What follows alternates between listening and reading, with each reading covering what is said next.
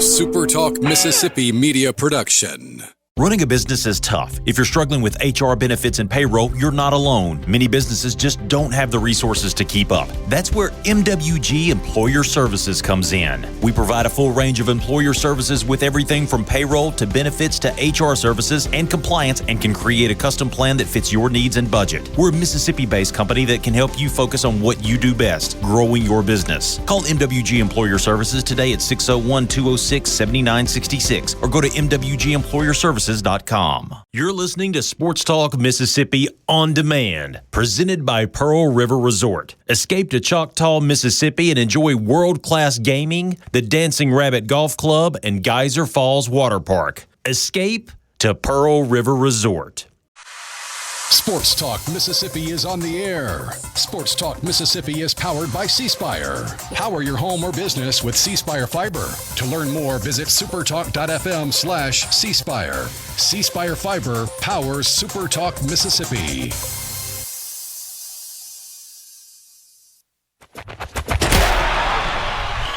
To the junction, in the Grove, and to the top. This is Sports Talk Mississippi. On your radio and in the game, right here on Super Talk Mississippi.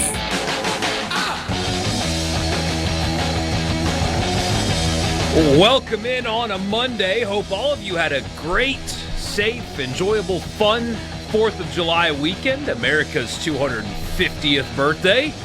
And if you were still wanting to feel a little patriotic, if you're like, I hadn't had enough of Bruce Springsteen's Born in the USA because that was played during a fireworks show that I went to this weekend, and maybe not the right time for educating people on the origins of that song. But anyway, if you want... It's really never a right time.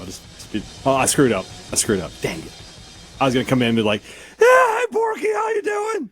Lost my voice there. I was going to pull the Harry Kane, but... If you are looking for more patriotism, by God, do we have it tonight in Seattle, United States, against the world, apparently. And Belgium, FIFA overturns. No, they didn't overturn.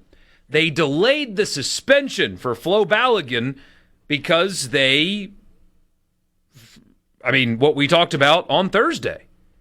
They used incorrectly the review. And so they had some rule Article 27 thing that they applied to Ronaldo and a couple of other players in this tournament, mind you, to suspend what would have been his suspension. They suspended the suspension for tonight's game. So Balogun is cleared to play. The president is taking credit for that, and he did, in fact, actually reach out to the head of FIFA to talk to him. The most corrupt organization in sports and possibly the world righted a wrong, but did so in corrupt ways. I saw a great tweet about this. They said if they did this without corruption, it's the first time in FIFA history a decision was reached without corruption. But the corruption favored us. Ultimately, it was the correct decision. Corruption is not bad, as long as I am part of it. So we will talk about that. I would defend that corruption. We'll talk about that game tonight. It's a huge one. We got two teams to get to on the countdown of 100 teams in 100 days, winners and losers. Ole Miss continues recruiting momentum, and there was also a Ole Miss versus State battle for an edge. We'll talk about that and more with you on this glorious Monday. It's hot out there, but we're going to have some fun, and glad you guys are with us. We'll do that in the Pearl River Resort Studios. Pearl River Resort, pearlriverresort.com. Book your stay now. Book your weekend now. Book excitement now. And what's exciting for you is whatever it is, man. But if it's golf, if it's family fun, if it's live entertainment, if it's great food, I can do all of those things at Pearl River Resort and a whole heck of a lot more. Book your stay now at pearlriverresort.com. C Spire text line open to you at 601-879-4395. Tax-free weekend is on July 10th through 12th, and it's even better at C Spire. Get the best deals and skip the taxes on any new phone. It's the perfect time to switch or upgrade your device and save even more while you're at it. Plus, you definitely need to check out the latest deals at C Spire before they're gone, like a free iPhone 17 Pro Max or free Samsung Galaxy S26 Ultra with trade-in. Shop now at cspire.com or visit your local C Spire store today. C Spire, inspired by... You. I am so fired up. Nervous and all of the things about tonight's game, though, against Belgium. It's just a massive opportunity. I think you could argue that this is the biggest game in the history of the men's national team. The women have won World Cups, so that's out of the conversation. The women don't count. Yeah, the women, totally different conversation. Yes. Home soil. This was the only other one that would be up there was the one against the Germans that they lost on the controversial handball call, non-call, I should say. That's it. I mean, that's where you are in the tournament. So yeah, this being played in America adds another layer of intrigue. Plus, then you have all of the stuff going on here in the background with FIFA, with Trump, with everything. This is as much as us against the world as you will ever see. Literally, nobody else is cheering for America, just the American fans. Which it's so fascinating that is how this is, because I mean, I can get really not political is not the right word, but what I've observed today from the reaction of the soccer world, and it's mostly just Europe, right? Right. It's really only Europe. Yeah, I mean, we're not seeing a lot from the South American perspective. I'm sure they're not happy, though. But, well, the African Federation's probably on the side of Americans because Senegal gave up a goal to Belgium by, a questionable penalty there. But anyway. Yeah, well, yeah. What you're seeing culturally, though, is interesting because anybody with a functioning brain that's looking at it clearly, the way you said it on Thursday was right. They misapplied their review. An official that has been investigated for match fixing, like against the rules of the organization, used review incorrectly and gave an unjust card to a player. That gets overturned, and it's the Americans that are the problem and not the organization that created the mess in the first place. And what the Europeans are saying that we should have done is just sat back and taken it. Right. And again, this is a little political preachy. I'm still high from the fourth. That is such a great example of why in just 250 years our country has become the standard bearer of the world. We set culture. We set the economy. And if any one of those countries are in trouble, guess who the first phone call is? It's us. Because we refuse to take it. 250 years ago on Saturday, Americans decided not to bow down to tyranny. We refuse. If we see an injustice, we spot it and we stop it. They see an injustice, they acknowledge it and say, well, you should just take it, because that's how it is. That is why we are where we are.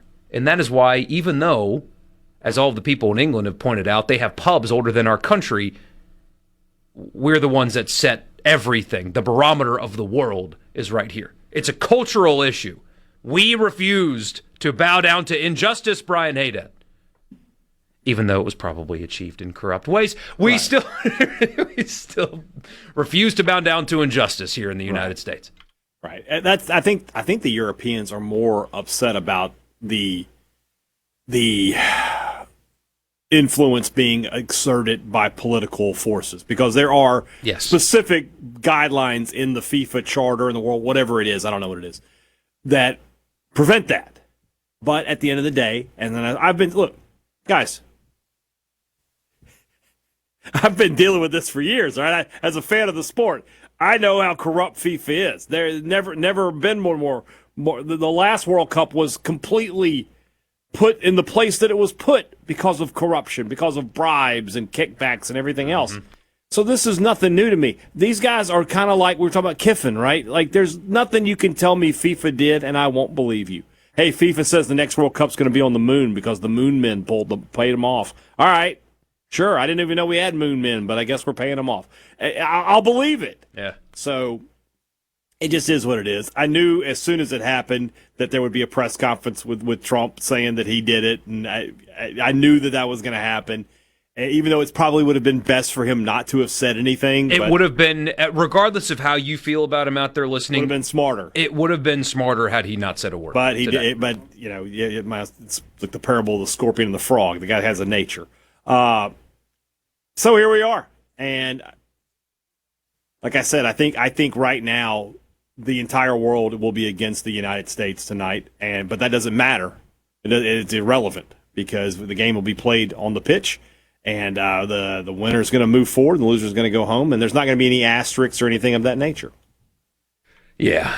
And you know what? The worst part about it is Balogun is going to be hated now, and by all accounts, just a nice guy, unassuming, gave some incredibly quotes over the weekend. Birthright citizen, by the way. Incredibly in this moment of history that's kidding. Happening. That we're going to get him unsuspended, and then we're going to deport him.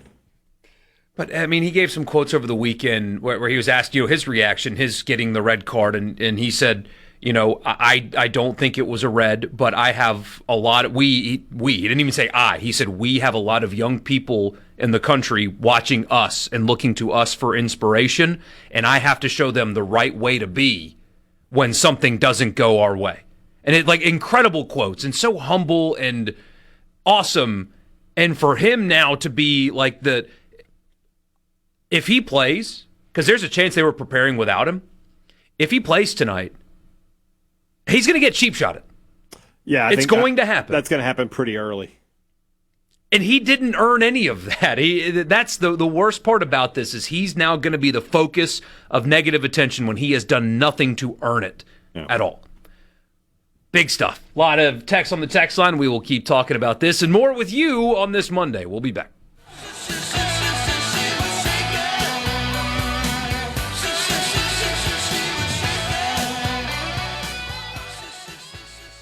From the Venable Glass. Sports Talk Mississippi. Sports. On your radio and in the game. Super Talk Mississippi.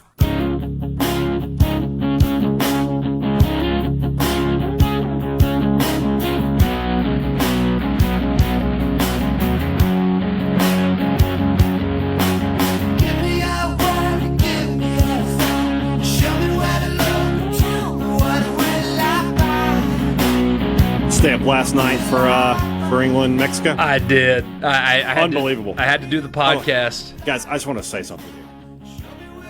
I get this every weekend. There's a game like that every weekend in the Premier League. Every weekend there's a game with crazy atmosphere, a lot of goals. It happens every weekend. Join me. I welcome you. Pick a team. Even if it's one I don't like, pick a team. Join me on the weekends. I ended up rooting for England, actually. Yeah, I think so. Well, I mean, Mexico is our biggest rival. Yeah. And the card. See, that's the next thing, though. Like, what's going to happen now? His foot hit the ball, and his foot went up in the air. It's the follow-through, yeah. But, like, what happens now? Is he going to get taken out? I don't know. Well, the prime minister already got them to, intervene there, well, too. Let's just go ahead. Let's just keep it going. But, I mean, you watch it every weekend. I don't. I watch all the national teams games. Mexico just lobbing crosses with much taller English defenders not working. I mean, I was getting frustrated watching them. It's like at some point just maybe try to beat your man off the dribble and do something other than lob crosses in to where a couple of big English dudes head it out and then you reset and you do it again. And it's just like they were just running their head into a door instead of just turning the door handle. Yeah, like the strategy wasn't great. So, but big cojones from England to go in there in that atmosphere, get the 2-0 lead, hold on, then you got to get sent off. You immediately win a penalty, and then you give up the penalty and you think, okay, this is going to be really tough to hold on for a half hour, basically. And they did. They did. That was really, really, really gutsy performance from them. And now in that place, we get Kane versus Haaland, the two best center forwards in the game. I've been telling you guys since the start of this, like, keep an eye on this guy. He's a monster. All he does is score goals. He's a genetic freak. Yeah. And that's all he's done. And Norway is clearly the team outside of America that I am rooting for. Like, I just enjoy watching them play. I love the row. I love Holland. I wish he was a Chelsea man. He's great. I mean, he's clearly a direct descendant of Yes. Whatever. Like you watched that show, didn't you, Vikings? Yeah, and Vikings Valhalla. He could have been on that show. Like, somebody they portrayed on that show is his great. Honestly, they made some bad casting decisions, and he should have replaced some of the guys. Yeah, he's a beast, man. He could have been Canute or something. Yeah, he's just unbelievable. Although I guess Canute had dark hair. Still, whatever. I have seen that guy score more goals against my team than I want to.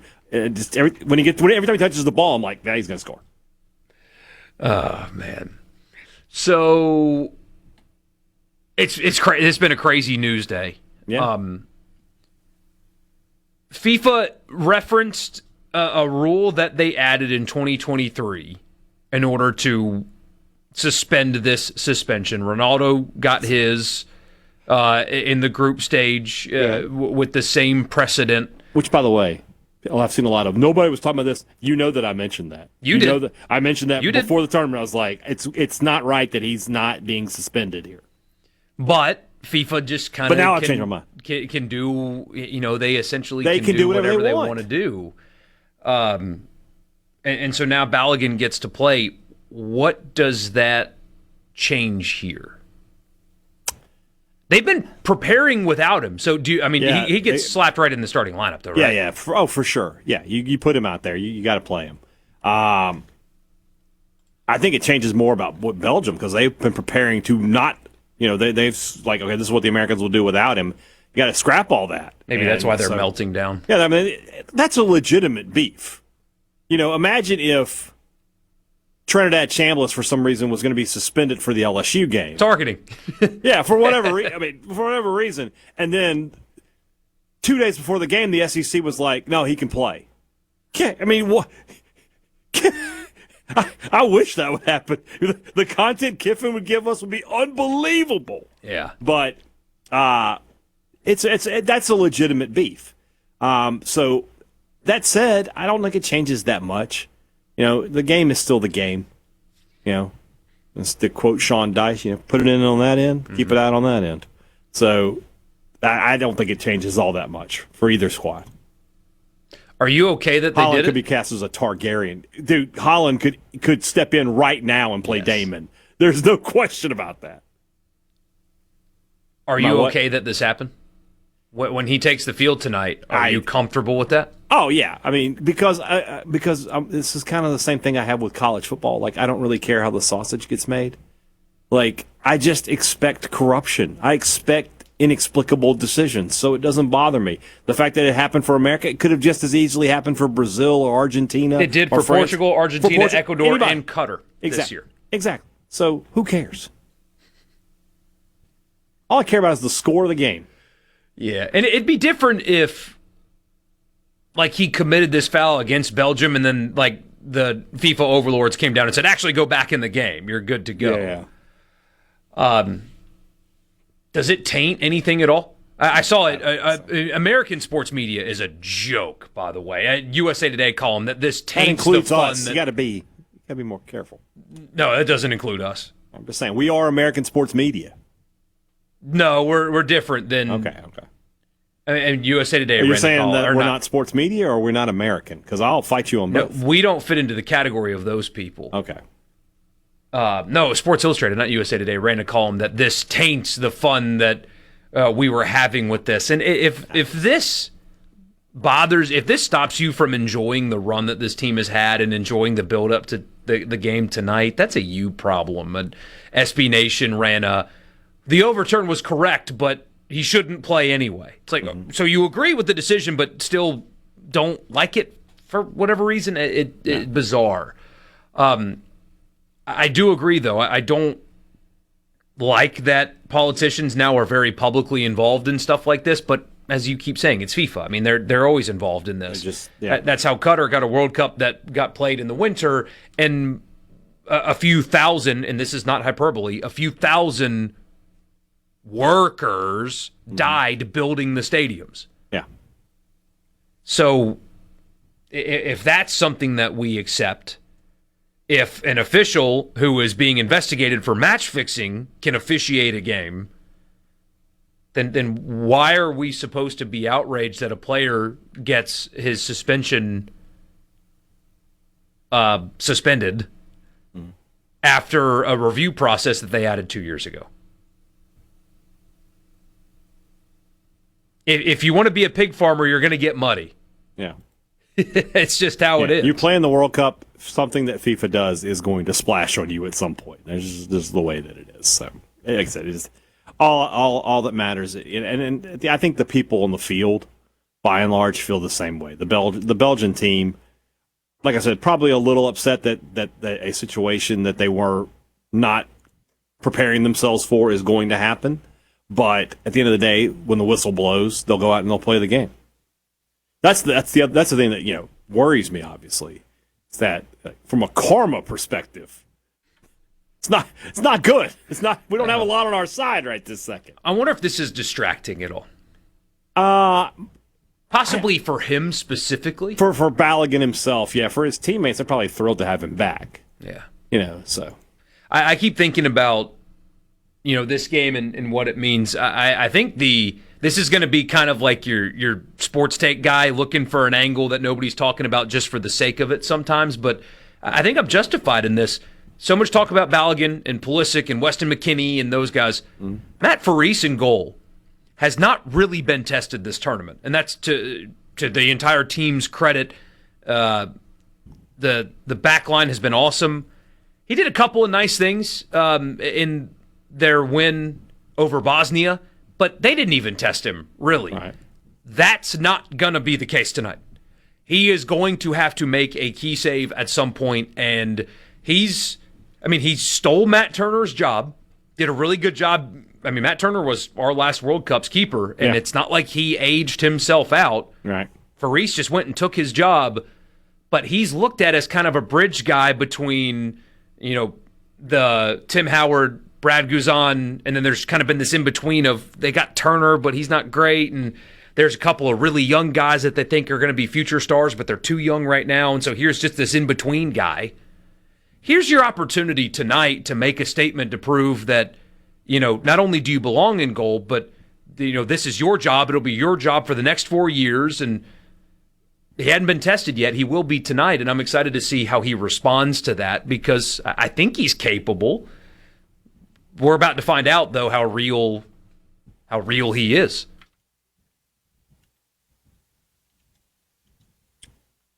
He's going to have a big test tonight. There's no question about that. Because, England's keeper last night was spectacular. Pickford? He was awesome last night. What was I listening to today? Zach Lowe said, 3 years in a row, Jordan Pickford, the most punchable face in the World Cup. That guy does. If you watch him on the weekends, he engages in something a word that I can't say here on the air. But basically, he's a guy that messes with people's heads.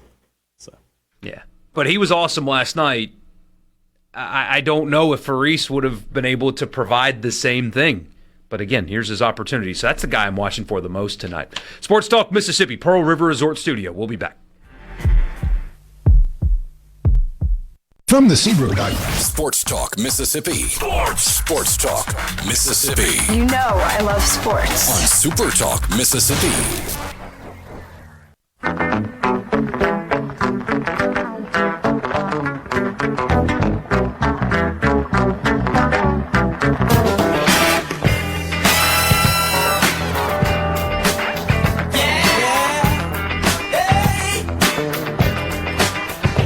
All right, what do we need to know about Belgium besides they are, just distraught about the fact that the United States is going to be at full strength tonight? What are they like? What kind of team are they?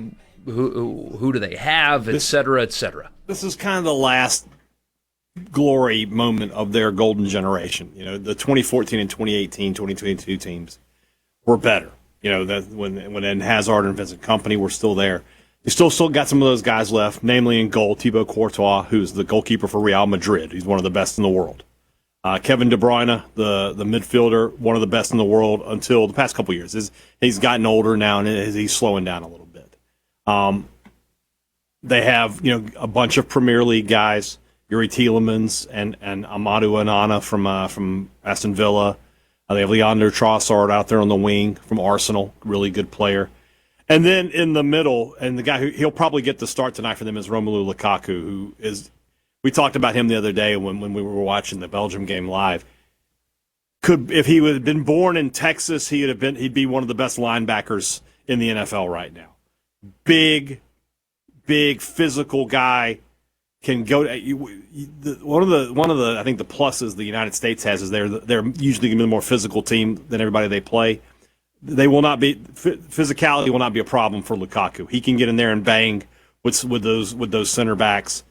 So that's going to be their target man tonight. This is a good team. They're well coached. They have a lot of elite talent, guys who play in the top leagues. I think this is a very evenly matched game. 6 years ago, the Belgians would have been huge favorites. That said, the Belgians did beat this American team badly in a friendly before the start of the World Cup. Now, I don't know what the starting lineups look like for those teams, but the Belgians... About half of our starters played in that game. Okay, and I don't know how many for Belgium played in that game. I just know that Belgium won that game really easily. 5-2, and the second American goal came super late. So it's going to be a tough game for sure. Yeah, the betting line is basically even. The United States is an ever so slight favorite. That's probably simply a product of location. Yeah. It's plus 145 to plus 175. What are you, a 6-point favorite, 6 points worth in college football for a home field? I wonder what that, It's got to be something similar, right? It's got to be worth a goal. A goal is basically a touchdown. The fact that Azteca did not, that place was unreal, although England fans, after they're singing Wonderwall, which is objectively worse than Country Roads as a post-game anthem. I want to talk to you about that. No, Country Roads is a better sing-along anthem than some cheesy 8th grade dance love song. Okay, dude, you say it's a cheesy 8th grade love song because that's when it came out for you. Like, that is a great song. Yeah, it's a great song if you're confessing your love to a woman, not a Country Roads, which is an anthem dedicated to life when you return home to your roots. Every state in this country has Country Roads. I don't know on this one. It is such a better song. I'm song. Not sure about. So I did see a friend of mine. Today was gonna be Cry Me a River, man. Like, she broke up with you. Get over it, all right? I'm just saying. Both songs. It is a very good song. I'm just saying. It is a very good song. I think Champagne Supernova would be the better Oasis song to go with. It would be. To be honest with you, but it really would be. Yeah. Josh says I'm right. Of course I'm right. I'm a big Oasis guy. I need to get off the internet because Shaq Bull, your text is on. There are people that exist in this world that spend all of their day in the internet ecosystem, and a lot of big J journalists and political commentators that are like, actually, I'm rooting for Belgium. Or if your dislike for whoever the president is causes you to root against your fellow countrymen, a team filled with it's a really diverse team from different backgrounds, socioeconomic statuses and everything, then you're the loser. Every real life person I know is like, yeah, this is great. I love it. Go USA. But the perpetually online just want to be miserable, and therefore I need to get offline. Because I'm starting to think that that's real life, and it's not. It's not. It's not. You're talking about like a millipercentage of people when you're talking about that, Yes, just that somebody tweeted something and it got picked up by somebody else and it just kind of went from there. And honestly, you did something like this the other day. You were talking about New York and you were like, they don't like, and it's like one guy. It's one guy who has a problem, and it's just how it goes. So somebody says Champagne Supernova is now stuck in my head. It's a good song. I saw Hootie and the Blowfish perform that as an encore when I was in high school. Had to be cool. And it was so good. Yeah. I saw Hootie and the Blowfish do Keep Your Hands to Yourself. Okay. Georgia Satellites. That's not bad. Oh, it was great, yeah. They're still around. Yeah. Somebody says we should sing You'll Never Walk Alone. No, That's taken. It's taken. Liverpool has that. Country Roads was a good choice. They also apparently, and they've added a few other like sing-alongs in the rotation. Like Bon Jovi's in there now and stuff. What, Living on a Prayer? Yeah. Okay. But not like the victory song now is Country Roads. Yeah. The only thing I'll say is people need to learn the lyrics in between the chorus. Yeah, nobody knows them. Because England last night, and there's only, 10 to 20,000 England fans in a 90,000 seat stadium? If it was that many, yeah. But when that game was over, you could hear every single word being belted as loud as they could, and that makes it better. That's more powerful. So if we're going to have a victory song, same thing like with Ole Miss fans, if Dancing Queen's going to be the victory song, you got to learn every word to the victory song. It can't go up and down. It's got to be up the whole way.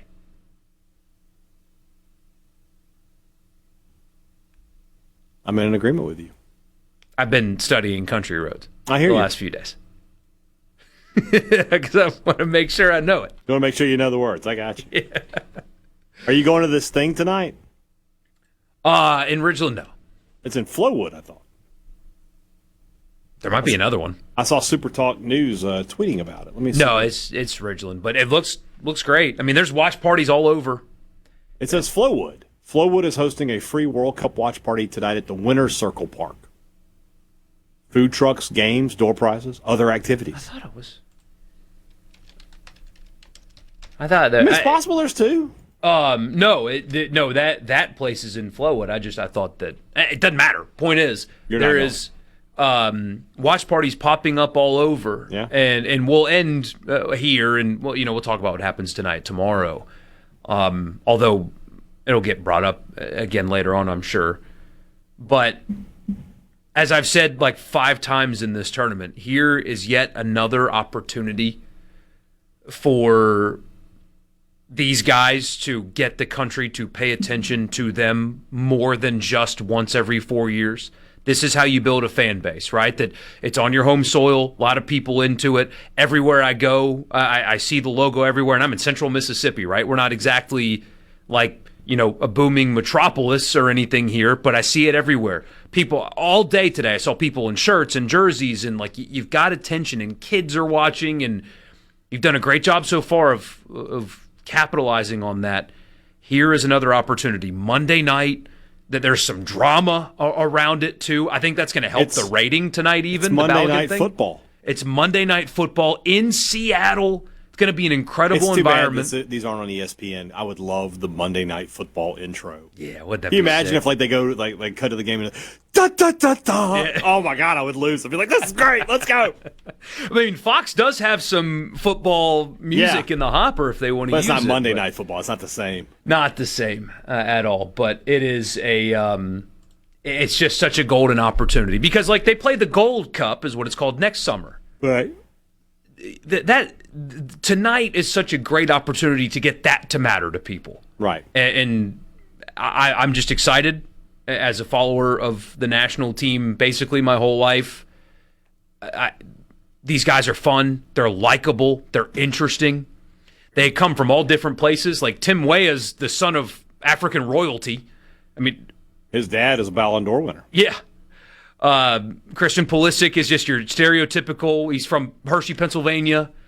Balogun has the story in his background, and all these guys are different, but they're very likable, and they've embraced what it means to represent the country, and like everything they say is awesome. And I hope for them that the country gets to see how awesome they have been, and that they can capitalize on this because it's a huge moment for them. And the build up to this is, Hadad, it's been 2 cycles we've been talking about some of these guys, and here's your opportunity.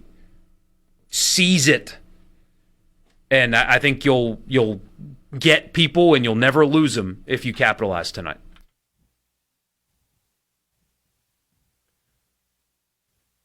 And yet, I don't know. I just don't know if soccer can ever truly break through in America. But this is you're right. Like if it doesn't break through after this, it never will. It never will. I don't want to hear it anymore. We will get to the other sports, and there's a lot to talk about today. We've got 2 teams to get to on the countdown. We've got winners and losers. we got football next month. You're going to get Month training from- camp. A month. Well, we got 2 months. We got kickoff of college football in this state. 2 months from yesterday and today. Yeah. Glorious. We'll be back. What your life can truly be. From the Venable. Let's go, let's go, let's go. This is your new home for exclusive sports coverage here in the Magnolia State. Sports Talk Mississippi on Super Talk Mississippi.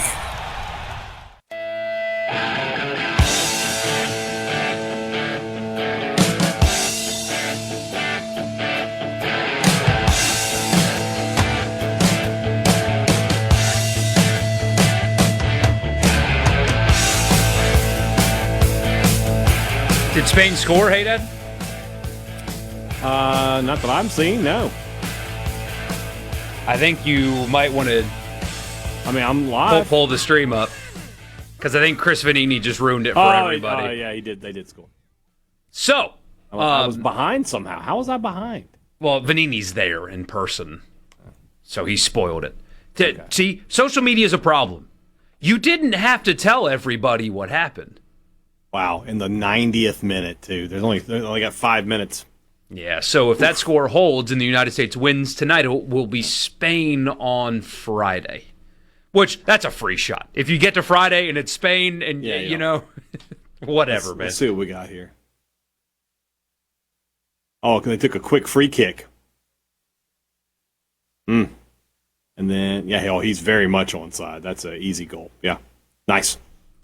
Nice. That'll end. That'll be we will be watching now the last 5 minutes of Ronaldo at the World Cup. He'll never play. There's no way he comes back in 2030. He already said himself that. I don't know if he did or not, but he'd be He did 44 at that point. I can't imagine. So that's a tough way to go out. It is a tough way to go out. Seeing so this is the hater in me. Mm-hmm. Seeing Ochoa cry on the Mexico bench last night after they lost, that brought me a great sense of joy. Man, I get it because he was great. And what would you compare that environment to? Is that like Tiger Stadium? That's at Tiger night? Stadium at night. That's Tiger Stadium at night. We're talking about like Alabama coming in, and the winner is going to have a inside wins the track. West. Yeah, have an inside track to the SEC championship game or something. Yeah, that's what that game is. Somebody said it was because England's much better than, like, from a talent standpoint. They're a much better team. Somebody made the comment like it'd be like going to Iowa at night, like Ohio State going to Iowa at night. And they've gone there, right? and And like that place is just a crazy environment, and they can help, but at the end of the day, the other team is just a lot more talented. So I do love the college football comparisons to things. Oh, they're like great. This. Like, what does this mean? And Yeah. it's clear too that Americans are a lot more equipped to appeal things and overturn things because we're used to the NCAA and the NFL and kind of altering rules to fit certain things as a byproduct of our sports. Mm-hmm. I do like that a governing body righted a wrong, though. I mean, generally speaking, we should want all governing bodies to look at a mistake, an official did something wrong, violated their own rules, and looking at it and saying, actually, we can't let this stand. As a general principle, that's a really good place to be in. Mm-hmm. The problem is the method is... Yeah. Well, when it's one thing when it's like, hey, we're going to correct a mistake because our protocols allow us to correct the mistake. It's another thing when it's we're going to correct this mistake because somebody gave us a bribe. That's basically what's going, or somebody exerted undue influence. That's what we're dealing with here. So, and they technically had a protocol in place, although you know, right. They need one of the host nations to keep going because Canada couldn't get it done. And Mexico's gone too. It's just down to us. He won't be in my winners and losers. Jesse Marsh is a loser, though. When you get beat 3-0, that was a weird thing to say. I would rather be us than them. Really weird thing to say. I don't know quite why they did that, but whatever. Because he's a performative clown. Yeah, I guess. We'll do winners and losers coming up here in just a little bit. Inching closer and closer to college football season. We will get the merch store one day. I have earned another. I sent you the picture. I have earned another Turtle Savers Club shirt. Yeah. I saw that, yeah. Well, you didn't send me the picture. You tweeted it. I saw it, yeah. It also had a leech on its leg that I removed, so double save. I mean, you just good stuff. Yeah, it was trying to cross the road. It was clearly a female that was about to lay eggs because I know those kind of things about turtles and got her across the road. At this point, yeah, pretty much. Yeah, and she stunk though. Gosh, we had to put her in my car for a second to drive her across the road, and oh man, stinky turtle. James thought it was the funniest thing in the world though. The turtle stunk. Boys, man, they are all the same at the end of the day. We are. It doesn't matter how old you are. No, it does not matter. But so glad that you guys are with us, and we will do all of that after the news. Winners and losers, 100 teams, and then we'll have to talk recruiting today as well. Recruiting is just not sleeping anymore. I didn't check I looked on. Do we have a top 5? Yeah. I'll look at it. Don't spoil it. I must have just missed it on the rundown. And then our top 5. All right. I'm excited. So you should be too. Yeah. Hey, Dad, it's over 90% of 4 and 5 star players have committed already. That's different. And the theory is because they're locking down their financial agreements. They're locking down their contracts. Yeah, it makes sense. So, anyway, winners and losers after the news. Don't go anywhere. Oh!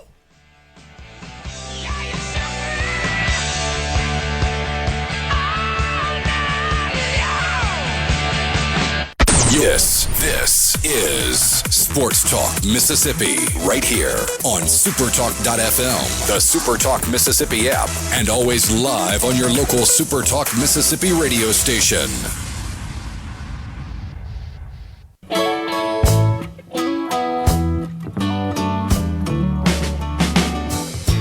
Johnny was a schoolboy when he heard his first Beatles song. Sports Talk Mississippi back here with you on a Monday afternoon. Brian Hadad, Michael Borkey. I hope that everybody got the lawn mowed this weekend. All right. I was walking around today. Some guys did, some guys didn't. That's fine. Just know that it has to happen. We've got to keep fighting the battle against the grass out there in our yards. And Ag Up is the armory of choice as you fight the war against the weeds. Our friends at Ag Up right now want you to come see them. Doesn't matter how big a piece of property you've got, Ag Up has got the right piece of equipment for you and your budget. And if you do have that big piece of land, that huge tract of land, a John Deere compact tractor with 0% financing on all 1 through 4 series models, that's happening right now at Ag Up. Stop by your local Ag Up equipment location. There's 15 of them, so they really are local. There's one nearby you. Or you can go to agup.com. Ag Up Equipment and John Deere, built for what's next. Restrictions apply. See dealer for details. It's Monday. It's 4 o'clock. You know what's up. It's Sports Talk Mississippi. It's winners and losers. All I do is win, no matter what. I'm a loser, baby. We got winners. We got losers. Americans love a winner and will not tolerate a loser. Winner never win. What'd you like from the weekend? What'd you not like? Let us know on the C Spire text line at 601-879-4395. True Patriot Michael Borkey. What did you That like? is me. What is your winner? Flo Balogun. And not because he's going to play tonight necessarily, but these quotes he gave over the weekend. I referenced him earlier. I have the exact quotes for you. The United States striker that was unjustly given a red card that would have suspended him for tonight's game, what will be the biggest game of his life. And this was before the suspension got overturned. So he thinks that he's sitting out tonight when he says this. He was asked on his immediate reaction to getting the unjust red card. He said, quote, "I think it was just important to stay calm. I never want to react out of anger and out of emotion. There's still lots of people we're inspiring, little kids, boys and girls who are watching, and we have to show them the correct way to handle things even when you think it's unjust." Then he was asked a follow-up question. You, after the game, walked up to the referee and shook his hand and thanked him for the job that he did, despite him giving you a red card and removing you from the game unjustly. He said, quote, "As I said, you can just feel something, and you can feel like something injustice can happen to you. It's not an excuse to be disrespectful. I'm aware that the World Cup might be the first time a lot of American viewers are turning in, so it's important to just show people, whether things happen to you, good or bad, just to continue to be yourself," end quote. That is just pure class right there. You love when athletes recognize a moment like that and say the things like that, and he delivered, man. That's awesome stuff right there. One word to describe Flo Balogun, pure class. Pure class. There you go. Stay in the World Cup, because what else is going on in the world of sports these days? You got to give the English. It's crazy to say that on July 4th weekend, the English were winners on the 250th anniversary of their biggest ever loss. But they showed, I don't know what the British term for cojones is. I don't know what they would call it over there across the pond, but that's what they showed. Mushy peas. They have big old mushy peas. Yeah, something like that. So they to go into the Azteca at night in that atmosphere and then lose a man early in the second half and hold on for dear life and play the way that they did. You know, I've been saying it for the past few weeks. If England doesn't win it this year, I don't know when they're ever going to win it. And now they've got a huge matchup with my other winner, which is Norway. Norway, to me, is maybe the best story, aside from the Americans, in this World Cup, because they haven't been in the World Cup in 28 years. They have this monster freak Godzilla player leading them out that everybody loves. They have easily the best. We were talking about the post-game thing with Country Roads and Wonderwall. Those are great. The Row is the best post-game thing happening. It's so sick. In the World Cup right now. And they're just a lot of fun. I think also I love the red and blue, the flag jersey they have. That is awesome. They're just a lot of fun. And they knock out Brazil, who you could put on the losers list. That's a country that has really lost its way since their last World Cup win. They're like Nebraska football almost at this point. Yeah. I mean, I was thinking more like, Texas hasn't won a national title since 2005, and Brazil hasn't won a World Cup since 2002. That's when you say that out loud, that's crazy to think about that. Texas. Yeah. And Brazil. It's crazy to think about Brazil, too. So Texas's national championship drought can consume alcohol legally. It can. So there you go. Good stuff. Really good stuff. Team USA Baseball. If you guys, again, are looking for more reasons to be patriotic, there's a lot of Mississippi flavor on this team. Graydon Harris from Southern Miss, he made it, as did Walker Hooks from Ole Miss. And the dream is coming to reality. Two Bulldogs starting pitchers, and this probably tells you a lot about what next year's rotation is supposed to be. But Ryan McPherson and Tomas Valinkis both made the roster. So a lot of Mississippi flavor, 4 to be exact, on Team USA this summer. But also the idea that a state pitcher is going to start a game and hand the ball off to Walker Hooks is going to happen, and that's really funny to me. So congratulations to all 4 of them representing our country this summer. That's awesome. Got a lot of great pitching in the state of Mississippi next season, especially there's some guys that didn't make the team. As well. And Jacob Parker didn't make the team. Was on the original roster, but apparently had a rough camp. But that I think he's the kind of guy who'll take that as motivation, and he'll turn that into something very positive. What about a loser, Michael Borkey? The European whiners. I mean, the reaction to this. You just said the Europeans. You don't have to say those second part. Especially on the 250th anniversary of the Declaration of Independence, the greatest individual document ever written by a politician in any country in the history of the world. I was wondering how you were going to set all that up. Because I was like, if you said the greatest thing ever written, I was going to be like, No. I was like, They were inspired by the greatest thing ever written. All but right. No, it's been, the reaction to this has been wild. And I can't help but wonder if part of it is a little bit of fear. A little bit of fear that the Americans have finally woke up and decided to invest in and try to win in the game, their beautiful game, and they don't like it. Because if we had a bad team and Balogun wasn't a good player and we were insignificant, as they try to claim that we are as a soccer nation, this wouldn't bother them. Right. This wouldn't bother them at all. It's the fact that we are now a threat that bothers them. And they're really fussing about it. They are. My 6-year-old has more emotional intelligence than some of the UK-based media people I've seen react to this thing today. Pretty wild. All right.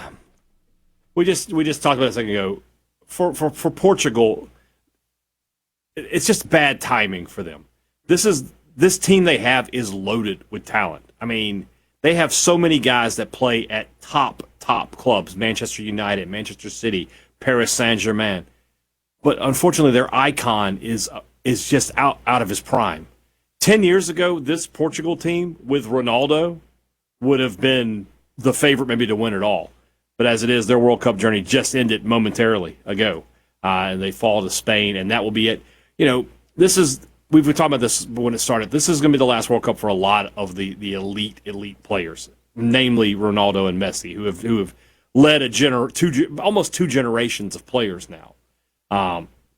And you know, the Ronaldo-Messi debate is like, I feel like it's even more contentious than Jordan-LeBron because those guys played against each other. You know, we never got Jordan versus LeBron. We have gotten Ronaldo versus Messi many, many times.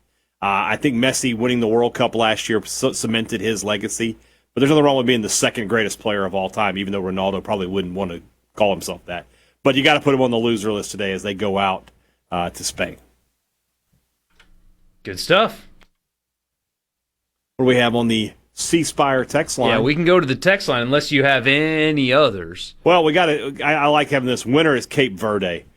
Oh yeah. First off, that goal, the second goal for them, is Nuts. one of the elite World Cup goals of all time. I couldn't believe it when I saw it. I was like, my eyes almost popped out of my head. I hoped against hope, and of course, the guy who scored the winning goal for Argentina is one of my least favorite players in the Premier League. He plays for Tottenham. He's a hothead. He gets a lot of red cards. I despise that guy. And, of course, he scored to kill the Cape Verde dream. Yeah. But they are definitely winners, for sure. Getting to that point, and a small island nation off of Africa with the population, I think, about the size of the city of Chattanooga. And it's about, 500,000, I believe? Yeah. I think that's how big Chattanooga is. Anyway, really inspiring stuff from a place that I had never heard of until this tournament. Yeah, really cool. And I generally think I'm a pretty good geography guy. And no idea Cape Verde was a thing. But they were awesome. Your winners and losers on the text line. Keep sending them in, 601-879-4395. We'll be back here in just a bit with your winners and losers.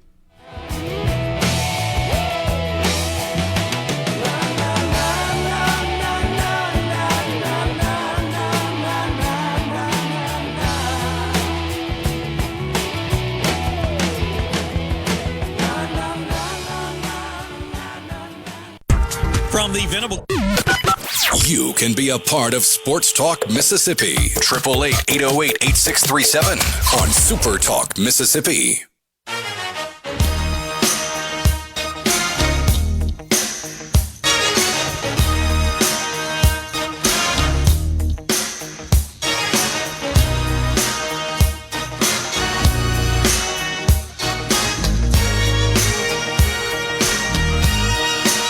All right, your winners and losers on the text line. I'm Borkey, he's Hadad. Always glad that you guys are with us wherever you are in the state of Mississippi or beyond. Just thankful you're here. Loser, Comrade Cross and New York Yankees can't buy a game. Are they bad right now? They've been on a losing streak. Yeah, they're not playing well. How are Tony Vitello's New York baseball Giants? Well, they're the San Francisco baseball Giants. They are awful. Really? I think he'll get. I don't know where this is going to go. I don't know if he'll get canned at the end of the year or not. But my guess is there's going to be some pressure on Dave Van Horn to win a national championship or retire because he's going to get that job. How in baseball? I get in football the schemes are different. Nick Saban didn't work in the NFL because he didn't have all the best players. Right. I get that. Baseball to me seems a little bit easier of a transition from college to Major League Baseball, but I guess not because it's gone poorly. But how does it go so poorly? It's not like you're implementing your scheme. His strength was recruiting, though. He wasn't a great baseball guy, so that doesn't work in the MLB. And the Giants' roster isn't very good, and just go from there. Maybe he needs to get a hat with the word "daddy" on it. That'll fire them up. I mean, I'll take whatever I can get at this point. He might as well try it. I mean, what's it going to hurt? If you stink, just go back to your roots. Give him a fur coat and a hat that says "Daddy" after home runs, and see if that inspires your guys a little bit. I don't know. I'm down. Somebody says winter Texas Day Brazil. I've never been to a place like that. Apparently, when we were talking about Texas and Brazil, did we say Texas de Brazil? Apparently. I love Texas de Brazil. Loser Jordan Henderson breaking his wrist after England's game after not playing in the game. That was rough. If you guys didn't see it, they're celebrating behind the goal where a bunch of their fans are singing their songs and stuff. And this bench player for England tries to hop back over the barrier, which is, a 3-foot tall barrier? It's not a particularly tall barrier. And he just eats it trying to hop over this barrier. And he broke his arm. Yeah. And now he can't play in the rest of the tournament. Correct. It's a tough one. I mean, he wasn't he didn't really have a role anyway, though, right? Right. But still, could you imagine? That'd have been your opportunity. And sorry, coach, I was jumping over the barrier while celebrating. I can't go today. Jeez. And then he says, loser, penalty kickers that stop and start again and try to kick the ball. Those are painful to watch. Like, you got to keep the key is it gives you the power. You want power. You want to go quick. When you do that, you're giving him time to think and read you a little bit. Just get up like Kane's yesterday. Kicks the ball. He just ran up and kicked it, and the goalie guessed right, but it doesn't matter because you hit it with such pace, it's going and the in. Power, it's going in. So. Also, winner. Somebody says winner Spain beating Portugal. Also, winner FIFA denying Belgium's appeal. Is that done? They denied. Yeah, they did deny it. Loser is anyone who thinks Balogun playing is a bad thing. That's from Josh. No hate on Messi, but if he got suspended the same as Balogun, would everyone be upset if his red card was suspended? No, there's the double standard there. Is if Messi would have gotten a red for what he did, which was objectively worse, and that got overturned, the soccer would have been like, oh, great job. Yeah, the GOAT gets to keep playing. Mm-hmm. It is kind of nice, though, to get the Messi and Ronaldo treatment, though. Think about it. Messi, they didn't review it at all. Right. Ronaldo gets his red essentially rescinded. The Americans had a guy also get special treatment. That's kind of nice for once, you know? It works for us. Somebody says, I had a great-grandson born on the 4th. My family is winners for that. That's really awesome. Cool. Good stuff. And, as they're growing up, you can tell them that everybody is shooting fireworks off for their birthday, and they'll love that. Exactly. Somebody says, the number of soccer fans in the, quote, insignificant U.S. is now probably greater than the entire population of the, quote, significant countries. You're not wrong about that.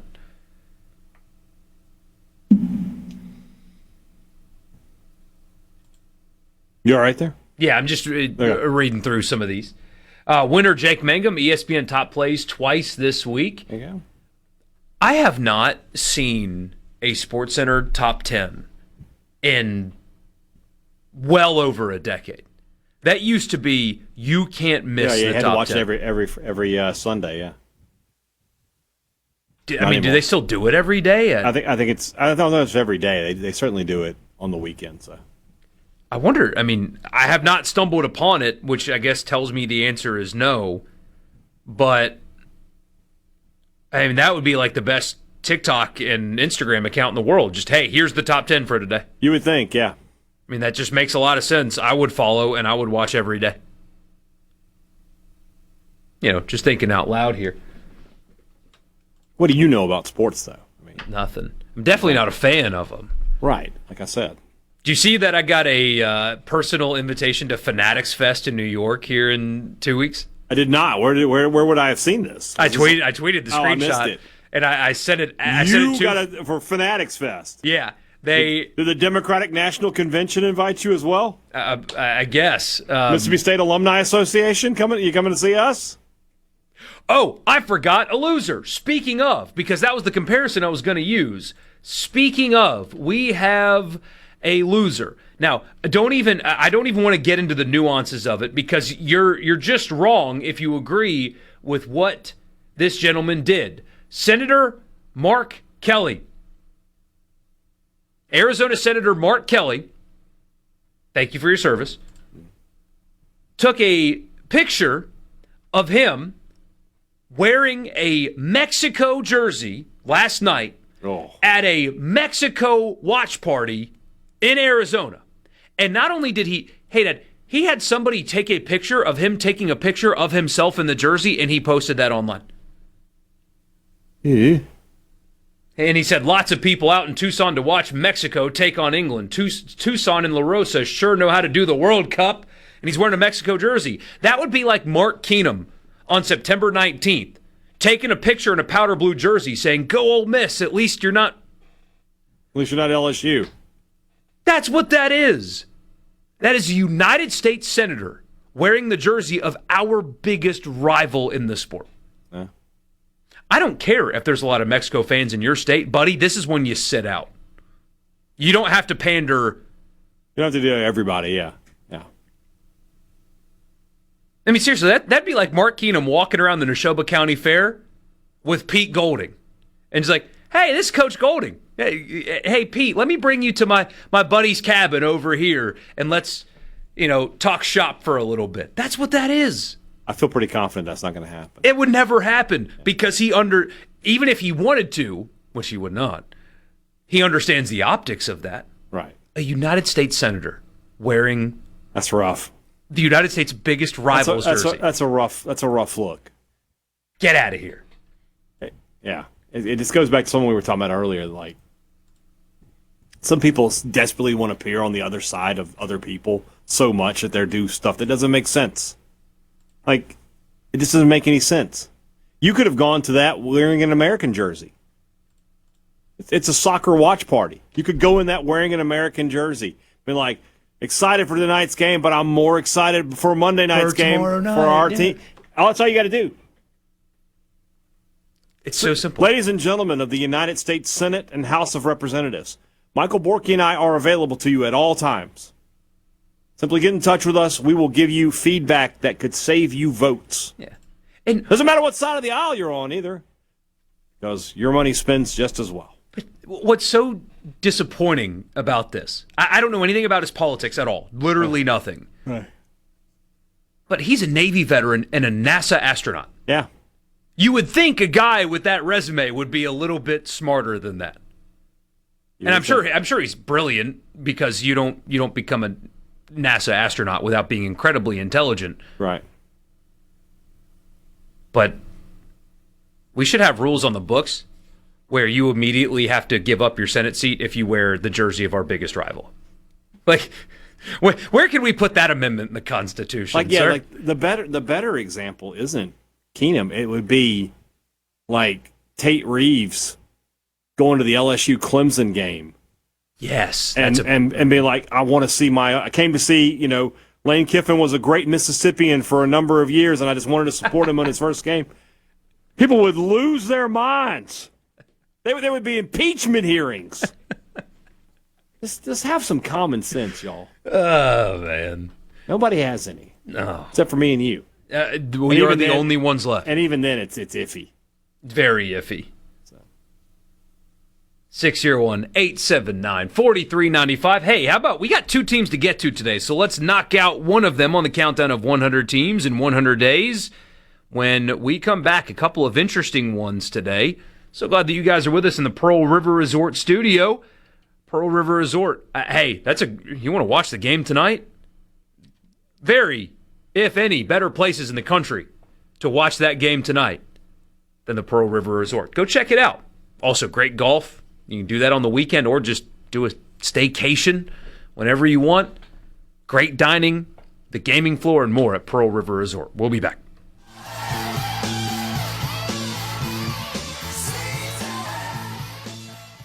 From the SeaBro.com. Sports Talk Mississippi. On SuperTalk Mississippi.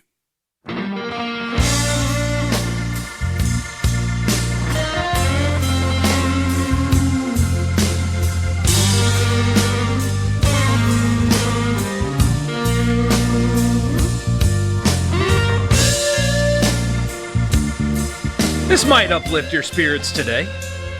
By the end of the week, which I won't be here at the end of the week, but by the end of the week, there will be a team in the 40s on the countdown of 100 teams in 100 days. We're not quite there yet, so let's get to it right now, though. Team number 55 coming up on the countdown of 100 teams in 100 days. This day is bananas. B-A-N-A-N-A-S. This day is bananas. 100 teams in 100 days. Touchdown. Okay, ready? 3, 2, 1, go! It's the final countdown. We go to the Big Ten for team number 55, the house that Scott Van Pelt built, the Maryland Terrapins.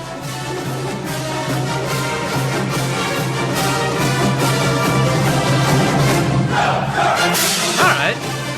That's fine. It's fine. They play at SECU Stadium. SECU Stadium. It just means more. I honestly have no idea what SECU actually is, but it seats 46,185 State Employees Credit Union. Oh, great. Cool. Yeah, sure. Why not? Sure. Why not? I wonder what that costs the State Employees Credit Union. But Maryland football. Interesting program. Bizarre stadium, by the way. They made the move to the Big Ten, and it hasn't gone well for the Terps. They have almost, in a way, faded into irrelevancy, and Mike Locksley, the head coach, is on a burning hot seat, or at least he should be, going into this season. You guys might be familiar with Mike Locksley. He was at Alabama for a while under Nick Saban. He was an offensive coordinator for just 2 years, but he's been around for a while. He was an assistant at Florida for a while, obviously worked under Nick Saban. He has been coaching since I was born after his career ended at Towson State. So he's been around a while, and his head coaching record is not one to be super proud of. He was the head coach at New Mexico for 2.5 years, and he won 2 games. He went 1-11, 1-11, 0-4 before he got fired. And then Maryland. He gets the head coaching job at a place in which he was an interim for a little while. It's a weird track to get to where he was. He went 1-5 as an interim head coach in 2015, but he got the call after working for Saban. Went 3-9, 2-3 in the COVID year, 7-6, followed by a pair of 8-5s. But then, in 2024, they finished 17th in the Big Ten, because that is a thing you can finish in the Big Ten, with a 4-8 record. Last season, Hadad, they started really strong. They beat Florida Atlantic, they beat NIU, they beat Towson, his alma mater, named that mascot. The Tigers, aren't they? The Towson Tigers is who they beat. And then they won at Wisconsin. It's a 4-0 start. Off and running. You want to guess how many games they won after that 4-0 start? I believe it's 0. 0. They went 4-8 last season after that 4-0 start. They lost to Washington, Nebraska, at UCLA. Indiana beat them by almost 50. They lost at Rutgers. They lost at Illinois. They lost to Michigan. They lost to Michigan State at Ford Field in Detroit because they are too scared of the winter weather in Big Ten country for a big ol' 4-8. Back-to-back 4-8s for Mike Locksley. Although they are excited about their quarterback, Malik Washington from Glen Burnie, Maryland is where he's from. True freshman last season, threw for almost 3,000 yards and 17 touchdowns with 9 picks and ran for another 303 with 4 touchdowns. He's huge. He is every bit of 6'5", 230, and they are thinking and hoping that he can take a step forward in 2026. His head coach needs them to do that. This season for the Terps, they open with Hampton. Name that mascot. Bulldogs? The Pirates of Hampton. The Hampton Pirates. And then Hadad, in a collection of odd games that these teams are playing in. What is it? Oklahoma goes to Temple this year? Something like that. That was last year, but yeah. This one's odd. Maryland's going to go play at UConn this season. That's less odd. It's close by. Yeah, it's nearby at least. And then they host Virginia Tech, so that is their non-conference at UConn. and they host Virginia Tech, and then they host UCLA, so potentially an opportunity for some growth there. But James Franklin, I imagine, will have a pretty good look and understanding of what Maryland is going to offer. You would think, yeah. Then they go to Nebraska and Ohio State in back-to-back weeks before hosting Rutgers. Then they have an off week before hosting Brett Bielema's Illinois Fighting Illini. They go to Purdue, host Wisconsin, go to USC, and then they host Penn State. So for a Big Ten schedule, they do have to go to Ohio State, and that's never fun.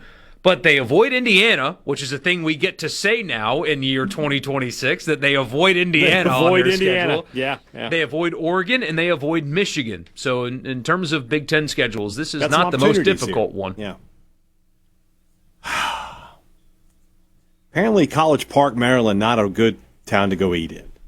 Uh-oh. Like the number one restaurant, according to the highest rating, was at the IKEA. The IKEA restaurant. I wasn't going to do that. Wait. Yeah. Like you go the get food court within the big box 4 furniture stars. store? 4 stars. Number 2 is a 3.9 star. That is by far the lowest rating of the highest rated restaurant of anything I've seen. But beggars can't be choosers. We're going to Mama Lucia, Italian food in Maryland. I can't believe it's not a place where I can go get crab cakes and stone crabs and everything else. I can't believe in Maryland we're going to eat Italian, but we are. Fine selection of pizzas, obviously. It's a very, very old school, down the middle, basic Italian restaurant. Pastas look like they're homemade pastas. I'll give them that. Chicken parm, seafood, steaks, subs. I will say this: are you a protein guy? Are you one of these guys like I got to get my protein in? Are you like that? Yeah. They've got the Meat Mania: meatballs, Italian sausage, grilled chicken, and grilled veggies. Perfect, right? No carbs allowed. So, not a lot of great options apparently. I just can't believe it's not a seafood place in Maryland, the home of the crab cake. But if you are ever in College Park, you're going to go see the Turtles play. You're just not in the mood to buy a couch that you got to put together yourself. Maybe you stop by Mama Lucia's in College Park, and you make sure you tell them that Borkey and Hadad said. Did you see the receipt I sent you this week, by the way? See the picture I sent you? I texted it to you. One of our listeners stopped. Oh, yes, one of our suggestions and told them that Hadad and Borkey said. So we're starting a trend. I'm mind blown about this IKEA restaurant. Yeah, thing. it's really weird. I didn't know. I've never been to one before. I just assumed it was like a Costco, but for furniture only. No, they got food. I mean, I'm looking at a $5 breakfast plate with pancakes that looks fine. You got falafel meatballs with vegetable couscous and garlic aioli. I mean, yeah, it sounds fine. A salmon fillet with but a at the veggie same time, medallion? This is like, I mean, the chicken bake at Costco is delicious, but I'm not going to put it as the top restaurant in Jackson. Oh, it is so good. It's good, yeah. I mean, I'm not saying that. They have something called plant balls, and whoever invented that should be shot to the moon. When I think about delicious sounding food, I'm like, can I get one of those plant balls? Potato cheddar cod for $9.99. See, you're doing all this work. We're not going to IKEA for dinner. I'm not being like, hey, honey, how about we go on a date tonight? Let's go get food at the IKEA. That's not going to happen. I mean, they have a Stockholm salmon salad. You've got Stockholm syndrome right now for IKEA. You need to calm down. The kids' menu's disgusting, though. I mean, how many peas can you fit on a plate, guys? Give me a break. This is America. No kids eating that. I didn't know that there was food in an IKEA. Yeah. Just like anything else these days. They got a little food court over there. Here's a follow-up question, though. Yeah. How are you possibly ever spending enough time in any store? Yeah, to eat there? That I get a mall. I get a food court in a mall. I get that. You eat at Costco, don't you? But that is a place where you buy food. Okay, that's what you're saying. Like a clothing store with... This is not a place where food is on the shelf. Yes. Right. Like the Costco hot dogs are the hot dogs that you can go buy from the... Right. Okay, I got you. I do love their blended coffee, but I'm so... mind blown. Yeah, they do have the Swedish meatballs there. So what makes it a Swedish meatball? It's like an onion gravy or something. It's not like tomato sauce. You never had Swedish meatballs? I don't think so. Wow. I've never been to an IKEA. Well, I mean, you can buy those. They sell those at regular grocery stores. I've never been to a Swedish restaurant. That's kind of funny, with your last name. True. Yeah, I mean, there's definitely some Scandinavian in your background somewhere. The first time I was not introduced to you, but I heard your name. The person made a reference to the Swedish chef. Yeah. And Borkey, cook the Borkey. So yeah, there you go. That's so funny. Let's go eat cod at IKEA. No kidding. I mean, I promise we're going to do better with our next stop. Yeah, the next stop is a pure college town. And I would hope that they've got a good offering. So that's team number 55. Today's team, we go to the NFL.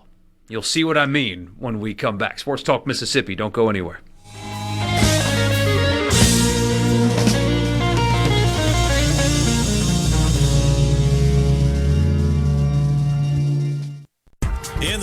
Back to Sports Talk Mississippi. It doesn't get any better than this.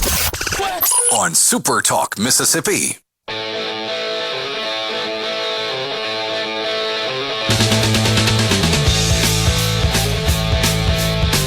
All right, this is an interesting one, so we'll just get right to it. Team number 54 on the countdown of 100 teams. In 100 days, we go to the ACC. And a legend, at least for now, North Carolina's team number 54. The Tar Heels play at Kenan Stadium, a place that, honestly, it's a great place to watch a game. They've done a lot of work to it. It's kind of tight. The quarters are tight, but beautiful campus, really nice venue. You're close to the field. It's a cool place to go watch a football game at North Carolina. Agreed. I saw Furman take him down to the wire, almost beat him back when I was a young buck, but as you guys know by now, they are coached by Bill Belichick. Bill Belichick, the 6-time Super Bowl champion as a head coach. He has the NFL record for the most Super Bowl wins as a head coach, most Super Bowl appearances as a head coach, most playoff wins as a head coach, 31. He's won 31 playoff games as a head coach, the most playoff appearances as a head coach at 19, and the most divisional championships as a head coach at 17. Why did I bring all that up? You guys know who Belichick is. Because it is shocking, truly shocking, that a guy with that resume and that pedigree could have fielded a team as pathetic as North Carolina was last season. And it's not just talent. You know, sometimes you're not talented enough, you lose games. They stunk at everything. And there's been this weird drama with his 50 years to his junior girlfriend and her involvement in the program and FOIAing reporters, Freedom of Information Act requesting reporters and getting involved in documentaries. And it's just been so weird. And for a guy that is so all about process and no distractions and no nonsense, that is all his 4-8 Tar Heels were last season. Nothing but distractions and nonsense. Yeah. They opened the season on Monday against TCU. Remember, they scored a touchdown on their opening possession, and then they got completely ran off their own field. 48-14 was the final there. They beat Charlotte and Richmond before things, fell off quickly. They lost at UCF by a bunch. Clemson beat them badly. They lost at Cal. They lost to Virginia. They did beat Syracuse, who was without a quarterback at that point, and Stanford, who was awful. Then they lost at Wake Forest. They lost to Duke, and they lost to NC State badly to end the season last season. They've got a 3-way race going into this season for quarterback. Billy Edwards, the Wisconsin transfer. I think he's going to be the starter, but we'll see. A&M transfer, Texas A&M transfer, Miles O'Neal, and then Travis Burgess, the freshman, all in competition. They actually brought in a fourth. Teron Dickens was the fourth quarterback they brought in. He transferred from Western Carolina and then realized, he never transferred. He committed and then realized, wait a minute, I'm good enough to start. I'm going to go start somewhere. He's at Northern Illinois now. instead of North Carolina. So, three-way competition. Bill Belichick famously does not give anything, and he did not give anything about post-spring who's going to be the starter. I thought you were going somewhere else there for a second. Oh, no. Because you said that three-way and then Bill Belichick doesn't. I was like, wait. Go ahead. Go ahead, though. They open the season in Week 0 in Ireland against TCU. That will be an 11 o'clock kickoff right here in Central Time. Yeah. From Ireland. Week 2, they host East Tennessee State. Quick, name that mascot. The Buccaneers. The Buccaneers of East Tennessee State University. Then they go to Clemson in Week 3 before an off week. The Tigers. They host Notre Dame in their 4th game, which is actually their Week 5. They will be done with their bye weeks, hey, Dad, by September 26th. Early for North Carolina. That's tough. They host Notre Dame. They go to Pitt and Duke in back-to-back weeks before hosting Syracuse and Miami. They also have a road game at UConn this year, does North Carolina. They host Louisville before they go to Virginia. It's a great time to be a UConn season ticket holder. No kidding. 2 power games coming to your place. Yeah. And, of course, they end the season with their in-state rival, NC State. North Carolina, Bill Belichick. I mean, if it doesn't go well, I wouldn't be surprised if there's a forced retirement mixed in there. It was a disaster last year. We'll see if he's learned a little bit from his first year as a college head coach. There we go. We are going to be enjoying Le Cuisine de France in Chapel Hill at a little bistro called Bluebird, where I'll bet my bottom dollar Jordan Hudson has been more than once. Just looks like her kind of place. They have Les Hors d'oeuvres, where they have, cheese plate, beef tartare, the frites with, they did the frites with the mayonnaise kind of thing going on there. Not a big fan of that, but it is what it is. Very basic French kind of stuff going on. A lot of fish. They do have the croque madame. They have steak frites, the confit de canard, duck confit. A lot of good stuff. I'm not seeing a dessert menu, which that worries me. At a French restaurant, I expect high-level pastry. I'm a little concerned about that. That does bother me. But if you're in the mood for a lovely romantic evening with your controlling girlfriend or your loving wife, whichever one it is, and you're in Chapel Hill, head to Bluebird and tell them that Borkey and Hadad sent you. We'll be back with the college football fix. Don't go anywhere.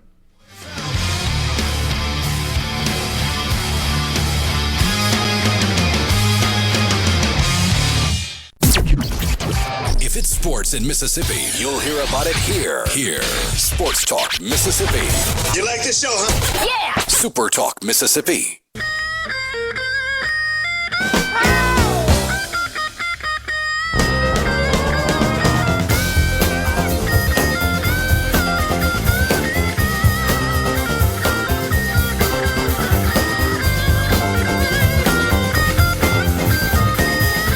The scenes on this Fox pregame show look incredible outside of the stadium. People are fired up for Monday Night Football, as it turns out. I'm Michael Borkey. He's Brian Hadad.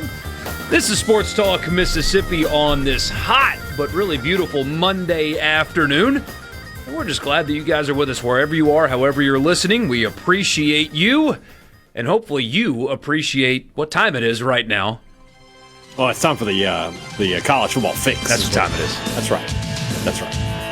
The college football fix is driven by your Mississippi Ford dealers. Built Ford Tough. That's the best-selling truck in America, the Ford F-150. Don't waste anybody's time, certainly not your own. It's too precious. If you're looking to buy a new truck now, there's only one place to go. Your Mississippi Ford dealers today. Thank you for your attention to this matter. This time of year, if your college football team is making news, it's one of two ways. It's bad, or it's recruiting.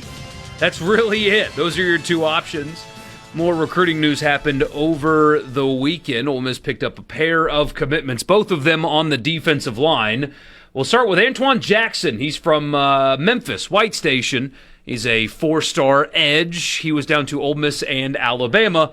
It shows Ole Miss. The Alabama message boards were quite hilarious reading those over the weekend, as you can imagine. So that's number one. and he is the 14th blue chip prospect in Ole Miss's class. Now, the caveats are always there with high school recruiting.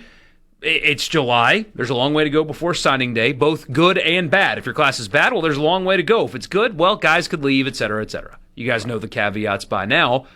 But that 14 number, that is the most since 2016. And in 2016, they had 15 blue chip prospects, and they have not had more than 10 since then. What happened then?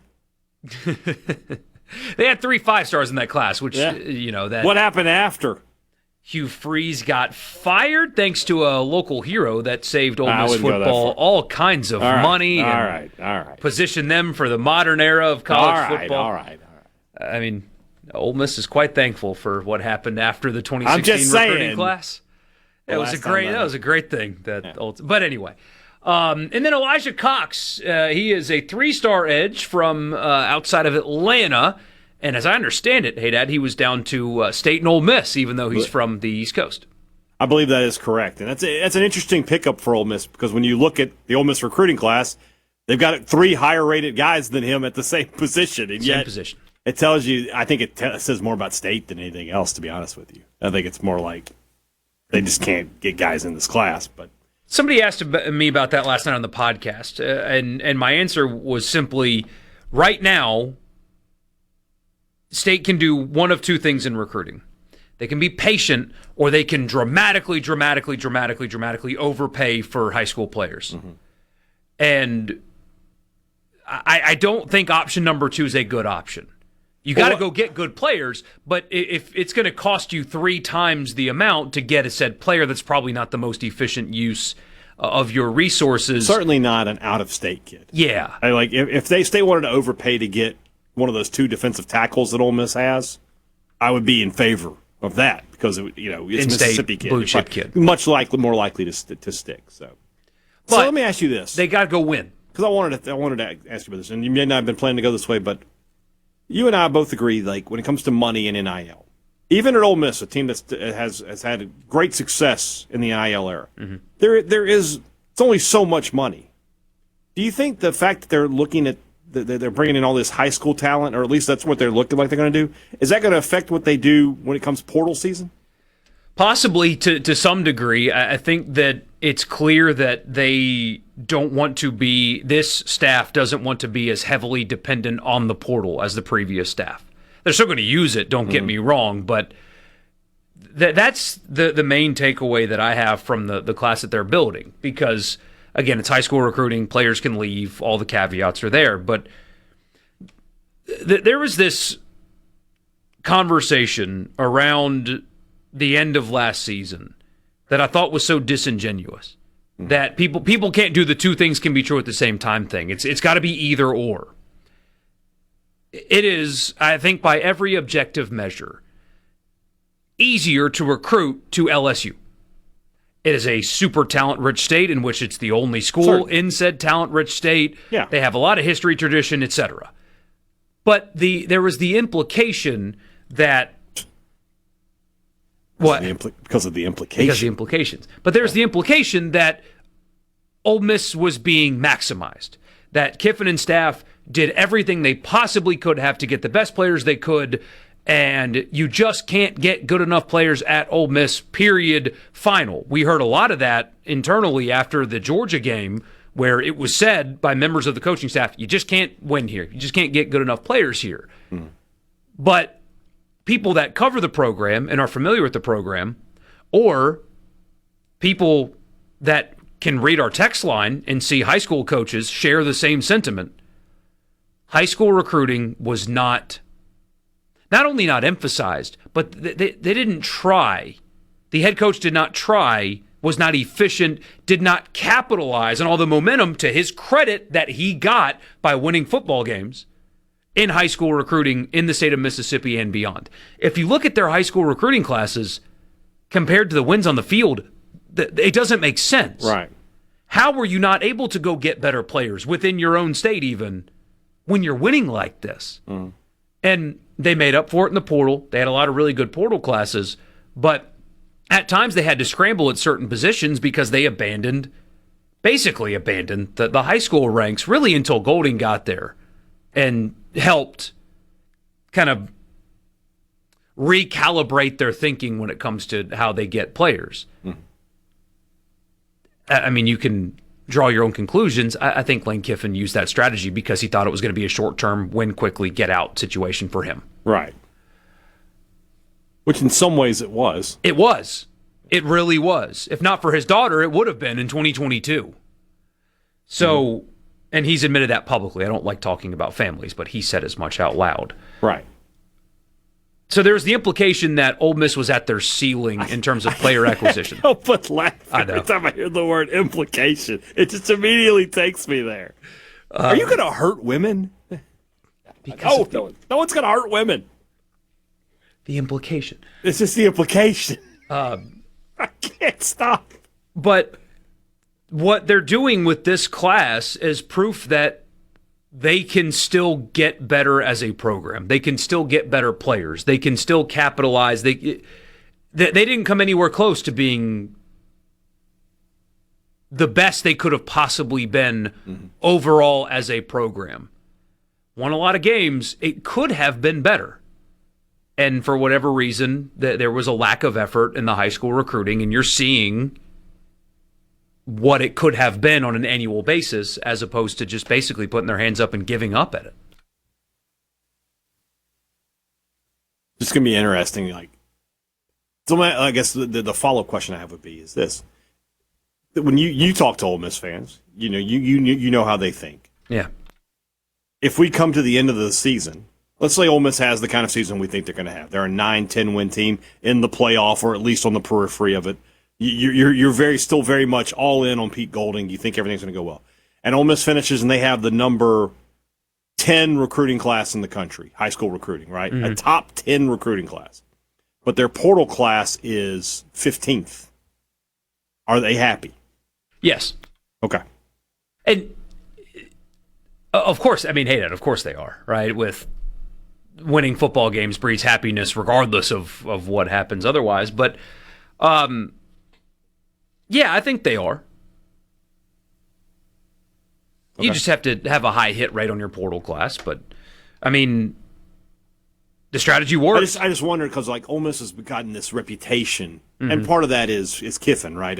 We're the portal kings. We do the portal better than anyone else. Are they willing to step back from that and go, okay, we're going to be a program that recruits high school players and develops them in this portal era?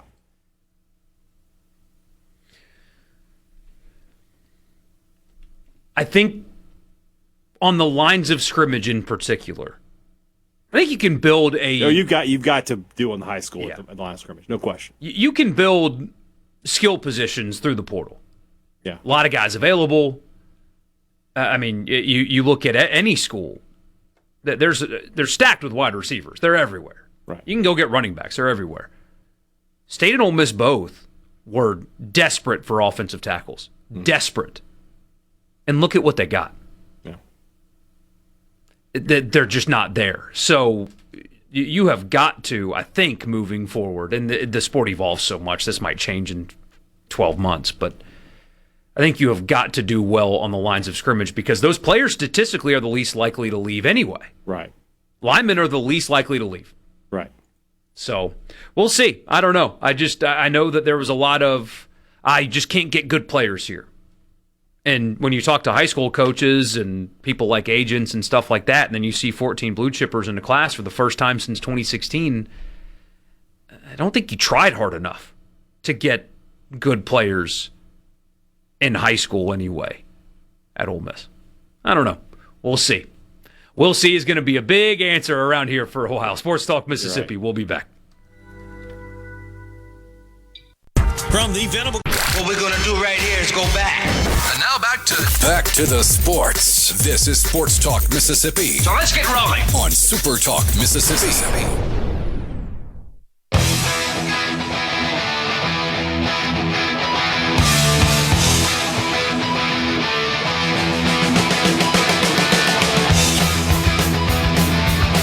A few of your texts on the text line before we get to our top five. Somebody says there were 19 four-star players in the state of Mississippi last cycle. Kiffin didn't have long-term vision at Ole Miss, hence why They didn't do as well as they could have. Another one. What about the theory that you can always go to the portal and get players with a lot more experience than the ones out of high school? It still exists. It's still there. What you don't want to be is desperate at all of the positions in the transfer portal. You know what I mean? Yeah. I mean, it's kind of an apples to oranges comparison because a lot of these guys did come via portal. But look at Ole Miss's roster building after they locked down Kiwan, et cetera. Like, they knew they had certain players coming back. They weren't desperate at very many positions in the transfer portal. Running back was locked up. They got a couple, but running back was good. Tight end was good. Defensive line, thanks to high school recruiting in the state of Mississippi, they weren't desperate there.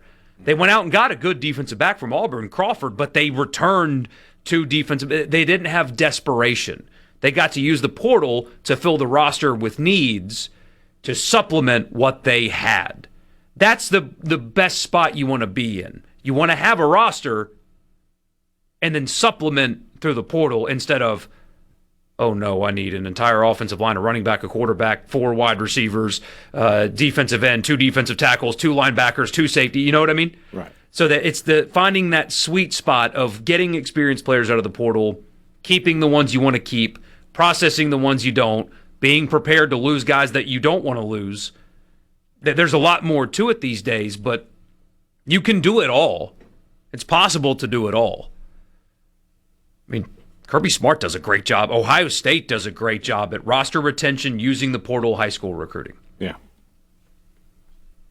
Somebody says last year is helping Ole Miss right now more than anything, but what will happen if they go 6-6 this year and 7-5 next year? Well, there's more to it than just last year's record helping them. They have an entire financial apparatus that is leading to this. If they didn't have the infrastructure in place, last year's record wouldn't have mattered. All the players would have left. Right. But you are exactly right, and that's why we talk about the pressure on Pete Golding's shoulders this year to perform. Because all of this momentum that we're talking about, you can gain it quickly in this era. Shout out Indiana. And you can lose it rather quickly, too. If they roll out a 6-6 this year or something like that, I mean, it's buyer's remorse. A nightmare. They made a huge mistake promoting Golding. Blow it up and start over will be the reaction from fans after a season like that. I would almost think a 6-6 season this year to immediately drop like that, which, well, I want to be very clear that I'm not predicting that. I think like the pressure to make a move immediately would be. It would be there. It would be like what State with Arnett. It'd be like you go into the Egg Bowl at 5-6. I don't necessarily know that Golding's coaching that game. You almost hope that he. One of the things that helped push Arnett out was, remember, he had a couple of press conferences. I wouldn't call them meltdowns, but he dropped a couple of F-bombs just in the press conference, and so it made it gave credence to the idea that he was in over his head. Like, this guy can't even hold his temper at these press conferences. You would almost be hoping of Golding just to let one fly, and so that you can be like, well, yeah, we made a mistake. Let's rectify that immediately. That's why there's so much pressure. Very few first-year coaches have the pressure of expectations the way that he does, because the roster that he's got. You can call it not fair. One of my podcast listeners keeps telling me that I'm being unfair to Golding, that I'm not going to give him a chance or whatever. It's like, I'm sorry. When you spend what they spent on this roster and what you've got coming back, there is no patience. There's no room for patience for Ole Miss in 2026. Right. You have to be good. Well, that's true. You have to be good. Any program that's winning. Like, when you're winning, you expect to keep winning. It's one thing when you're building towards winning, right? Mm-hmm. Then you can have some patience. If you're showing improvement from year 1 to year 2. But when you inherit a program that was in the playoff last year, that's won double-digit games 4 of the last 5 years, yeah, they're going to say, hey, we've got a new standard. Uphold it. Yeah. I mean, you went to court for your quarterback. Yeah. Even if you think it was the right thing to do. We put a ton of money into this roster. We put ourselves out there. You've got to win. Yeah. That's fair. Speaking of winning, we're not going to ignore this. This is my favorite one. We did this last year, and I think my list has altered a little bit, but I still love talking about and thinking about these things right here. Our top 5 favorite college football traditions. Now, don't say tailgating. Tailgating, yes, is a football tradition, but very specific traditions in college football. Number one was bands. Not marching bands. Yeah. A marching band can be one if you would like. Yes. But your top 5 favorite college football traditions, number 5. I wish I'd known we were going to this right now. Okay. Because I would have gone over to my shelf and gotten my cowbell, which was number 5. You know how I know it's a great tradition? Everybody else hates it. Everybody else hates it. The other 4 traditions I have, everybody else loves. All of my traditions, everybody loves. Not this one. This is the one that only the team that rings them loves. But by God, if I got a list of top 5 traditions, I'm putting it on the list. You don't like it? Well, you know what you can do with that. Cowbells, number 5. That will be one that will be very appreciated by us, at least 40% of our listeners. Something like that. 35 to 40%. Enter Sandman at Virginia Tech. Mm-hmm. I love the song. I love the band, so that helps a ton. Good choice, yeah. But I've got 2 entrances, actually, in my number 5 and number 4. There is very few things in sports that are more electric than an awesome stadium entrance. And when you've got the entire student section jumping and shaking the stadium to that song, and it's just hard to beat that. There is very few things that can hype you up more before a game than Enter Sandman at Virginia Tech. So that's my number 5. I would say Mississippi State comes out to the field to a better Metallica song. The entrance is not better, but the song is better. So less iconic, but I think if you made me choose which song do you want to listen to by Metallica, I would pick For Whom the Bell Tolls before Enter Sandman. Objectively. Number 4. I say this as a guy who went to these and would never move the Egg Bowl back to Jackson or anything like that. But 2 of my favorite rivalry games are played at neutral sites. And I guess 3 of them when I think about it, because Army-Navy would be on that list. I didn't think about that, but Army-Navy, Oklahoma, Texas, Georgia, Florida. I love the visual of the stadium where the split happens. You look in the end zone and one side is all red and white and one side is all orange and white, or red and black and orange and blue. Again, I don't like neutral site games by and large. I would never want to move the Egg Bowl back to a neutral site, but there's something cool about that. As a kid who grew up in the 80s and went to those games in Jackson and seeing Memorial Stadium where the stadium would divide between State and Ole Miss, there's something about the visual of it that I enjoy. Okay. So I'm going to put that as my number 4. My number 4, I've seen this one the most in person, and it's especially awesome at night. Now, the balloons kind of ruin it, but Clemson's rubbing of Howard's Rock is awesome because the build-up is really cool because the locker room is not above the hill that they run down. Locker room's on the other side of the stadium. So they have live cameras that they show on the Jumbotron of the team leaving the locker room, getting on the buses going around the stadium, the team getting out, touching Howard's Rock, and running down the hill, which cuts the student section in half, by the way, is just pure electricity. And Clemson does their entrance right. I hate to give them credit because most of my friends growing up were Clemson fans, and they don't deserve happiness. But they get it. It's crazy you're not a Gamecock. How did you not go to South Carolina? My 2 sisters went to South Carolina, too, and it's just Columbia was big. I wanted something different. 13th grade, all that. I wanted to get away. I got you. All right.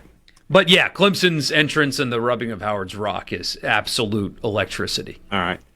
My number 3, I got time. You got time. Everybody's got a mascot. Everybody's mascot does something. Everybody's mascot comes onto the field in some way. But Colorado has the best one. The running of Ralphie onto the field is the best mascot entering the field of anybody. It's a buffalo that they let run free, basically. They're trying to hold on, but we talk on Ag Up about does your yard work you? That mascot's working those handlers right and there. And it's not even like a large one. It's not even a big one. That's a baby buffalo, basically. Imagine if they had the big boy out there, be dragging them for 100 yards. I love the running of Ralphie. I think it's a really cool tradition, especially when you get a snow game and that buffalo's charging out through a blizzard. That's fantastic. So Ralphie, You're my number 3 college football tradition. When we come back, Borkey will give you his number 3, and then we'll do the top 2. I'm going to go out on a limb. I'll make a prediction. Our number 1s are the same. Probably. Without knowing, our number 1s are the same. I'm willing to make that bet. We'll talk about that, though, when we come back. This is Sports Talk Mississippi with you here on the week after July 4th. Great time to be an American. Back in just a minute.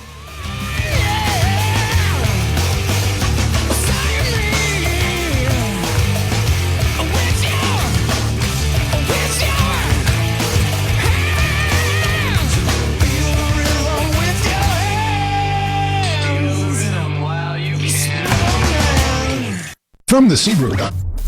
Sports Talk Mississippi, your new home for exclusive sports coverage here in the Magnolia State. Let me put it to you this way. Right here on Super Talk Mississippi.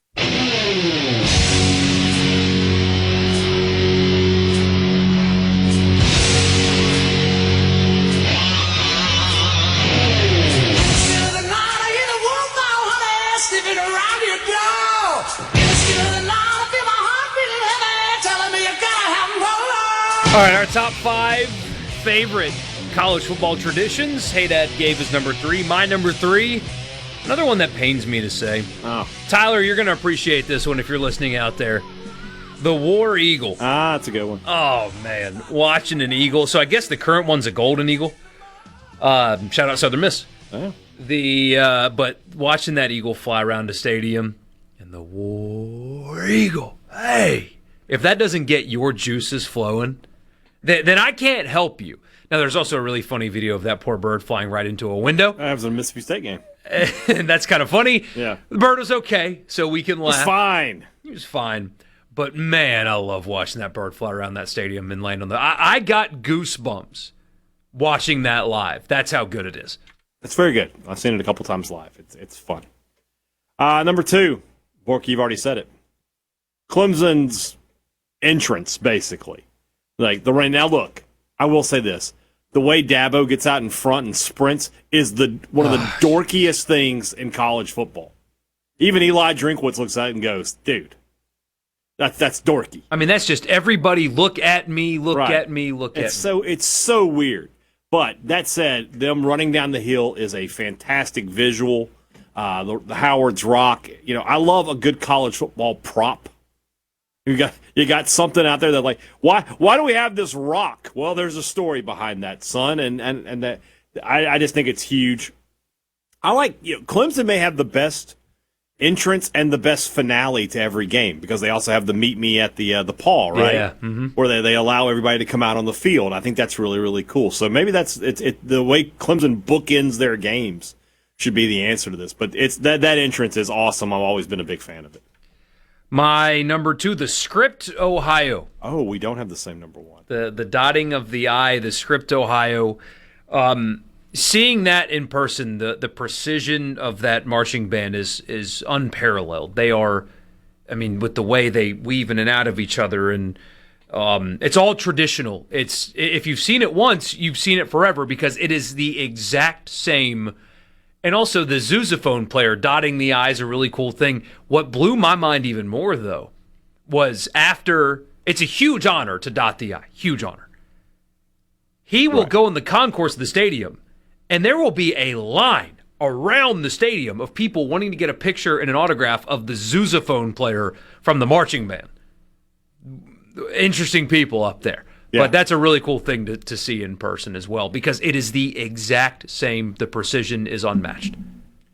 Well, that's my number 1 is the dotting of the I. As you mentioned, it's cool to see when they have the celebrity guests out there as well, which is crazy to think about. Like, not a celebrity guest just to give them a wave or to do the coin toss. No, if you're gonna dot the I, that's what we got you here to do. And it's my wife was in the band, in the famous Maroon band here at Mississippi State, and the first time she saw that, she was like, that is one of the most incredible, like, I can't imagine how much practice they have to do to get that right kind of thing. It's just really, really cool. It's a very tough maneuver to do for a marching band. And so, yeah, the marching band is a huge part of college football, the pageantry and the tradition of it. Mm-hmm. So you got to have them on here somewhere, but they just happen to be at the very top for me.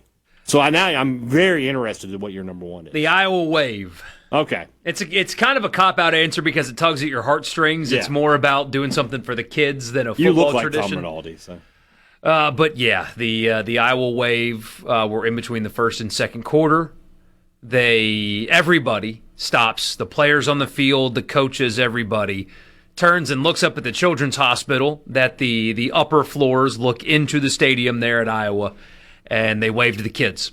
And gosh, yeah, Tom Rinaldi will make you cry about that one. There's some old ESPN, back when game day was good, coverage of what that means, and you got the kids up there with the hands that light up so that people can see that the kids are waving back, but a bunch of far too young cancer patients getting a stadium of 70,000 people, teams and all, waving to them is just, oh boy, that is what college football is supposed to be all about, isn't it? So that's my number one. I have honorable mentions. The Sing Second Army-Navy, where they sing both fight songs after the game, and you want to be the one to sing second. That's a good one, That's incredible. The Lone Trumpeter at Georgia, I think absolutely rules. That's a good one. And then Jump Around at Wisconsin. Jump Around is a good one. Those are my three honorable mention. The Michigan flag or the banner that they all run under and slap. Go Blue, M Club supports you. But also part of one of my favorite, this might be one we need to do, college football incidents. That's a great, okay. But, all right, that's tomorrow's. Remind me. Because that my number one might be where the Ohio State players took it down. And you get the announcers like, the unmitigated gall to tear down the famous blue banner. Oh, man, the incident. So they would have to be in stadium on field, right? Yeah. Okay. But I don't want fights either, though. That might be difficult to do, but we got to figure that out. I mean, there's a lot of good ones, though. The band is on the field. That one you mentioned. We can get there. I mean, Okay, War we'll Eagle running into the window that could also could be there. one. That could be there. Well, like the band running on the field, you mentioned that. I mean, it's old, but the Alabama player coming off the bench to tackle the guy at the Cotton Bowl. Yeah. We got some options. All right, Yeah. That's tomorrow. Top 5 college football incidents. Sure. Oh, urination simulation. Urination simulation. It's got to be on the list, Absolutely right? has to be. Yeah. And that cost a coach's job. I mean, yeah, absolutely. All right, we got some options. Here. All right, I like it. I like it a lot. Some of yours on the text line: Iowa waving to the Children's Hospital. Absolutely. Wisconsin's Jump Around. It's a shame that they just haven't been good lately because that is. It's so fun. Yeah, the fourth quarter when that place is bouncing. Yeah, that's great. I do love when a road team is kicking their butt, though, and they're the only ones in the stadium that are doing it on the opposing sideline. That's fun to see. Colorado's mascot's not better than Florida State's. What is it, Chief Osceola? And I don't know the horse's name. The horse is Traveler. Traveler. No, the horse is not Traveler. Traveler is USC's horse. What is the name of the horse? It's got a more exciting name. Oh, what is it? No, don't. Oh, I gotta know. Renegade. A speckled. Is that Appaloosa? A speckled Appaloosa. Appaloosa, yeah. I had one of those on Red Dead Redemption. Beautiful horse. That is pretty sweet. How he does the flaming spear on the 50. That is a good tradition. I don't have a problem with that. Somebody says number 5 Texas when they bring Bevo out. Number 4 when the wagon comes out for Oklahoma. The Sooner Schooner. It's a funny video of them tipping over, if you want to see it. 3, the Rose Bowl parade. Number 2, Penn State's White Out. And then number 1, the Mississippi State Cowbells. I mean, I can't disagree. Somebody says running through the T. Come on, guys. It's a good one. Yeah. Power T is a good one. I like how when they play night games, they are able to only light up the T on the field. Have you seen that yet, Hadad? So they cut off all the lights except for the ones that shine the T out. That's pretty cool. Yeah. Somebody says if a sousaphone, not with a Z. I mean, sousaphone, who cares? Yeah. The big old brass thing that they play. Yeah. Did y'all say Tom Petty at Florida? It's a new one, but it is a good one. Any crowd sing-along song is good. Yeah. We do get a submission from our personal C Spire text line. Yes. That's a great one. We'll put it on the list. That'll be on the list for sure. We got some. That's a good one. We'll have some fun with that tomorrow. Also, we'll go and give everybody a heads up. Last year, we brought you a whole lot of SEC preview, where Borkey and I went through the Led Zeppelin catalog and gave you our SEC. We tied a team to our favorite Led Zeppelin songs. This year, a little more modern, a little more in our age group. It's Smells Like SEC preview. That's going to be on Wednesday. Borkey and I will go through all 16 teams from the grunge era. Looking forward to that. I have my list ready. I think I've got some good songs on there. Borkey, should I send it to you ahead of time? Maybe we maybe play a little bit of the song, or will that copyright us to death? That could copyright us to death. Okay. But I kind of would like to see yours so we don't double up, though. Okay, I'll send it to you. Well, no. No. That's not good. Yeah. Spoils the fun. Yeah. There are so many that you could do for Alabama that I'm going to have a hard time picking. I feel really good about my of the ones that I have, my Alabama, my Auburn, my LSU, and my Mississippi State are the ones I feel the best about. So grunge era, though, so it can't be... Nothing after, I would say nothing after, 95, 96. But, the latest. I mean... Just as an example, I'm not going to use any of his songs, I don't think, but Dave Matthews does not fit. That's not grunge, no. So it's got to be true to genre. Yeah, exactly. Okay. Yeah, just because it came out in the early 90s doesn't mean that it's grunge. One of mine, I wanted to use a song from Guns N' Roses because it came out in that time, but it does not, they're not grunge, so I can't use them. Now, is it song meaning or song title? You make that determination. Okay. We'll wrap the show up with you next.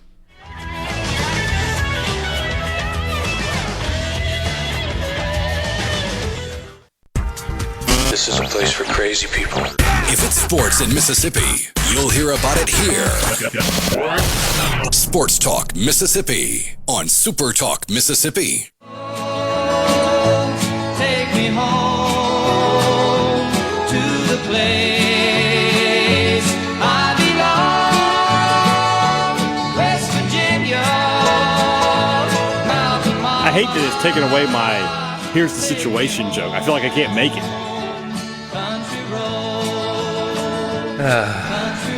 Hopefully we're singing this after a big win tonight. United States and Belgium getting started in an hour and 7 minutes from right now. A couple surprises in the Belgian starting lineup. De Bruyne not starting, Lukaku not starting. Why do you think that could be?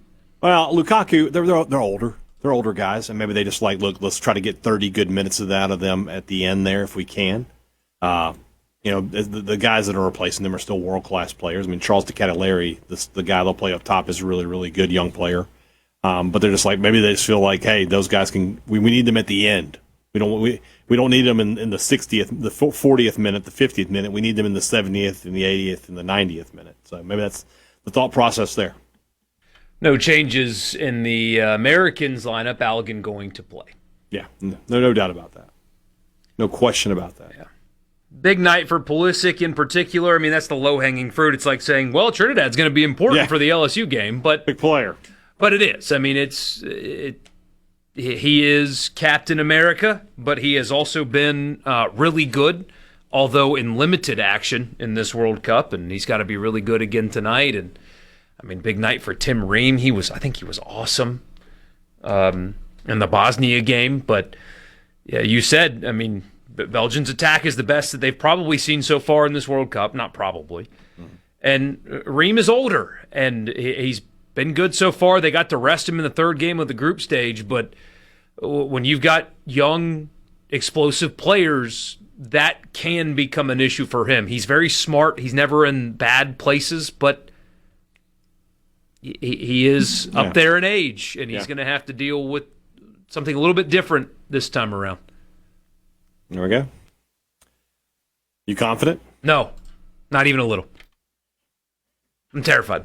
I think we're going to win. I think it'll be very close. Could be a late winner kind of situation. I don't think this will be a super high. Yeah, I think you're going to have to suffer through through about 85 minutes probably.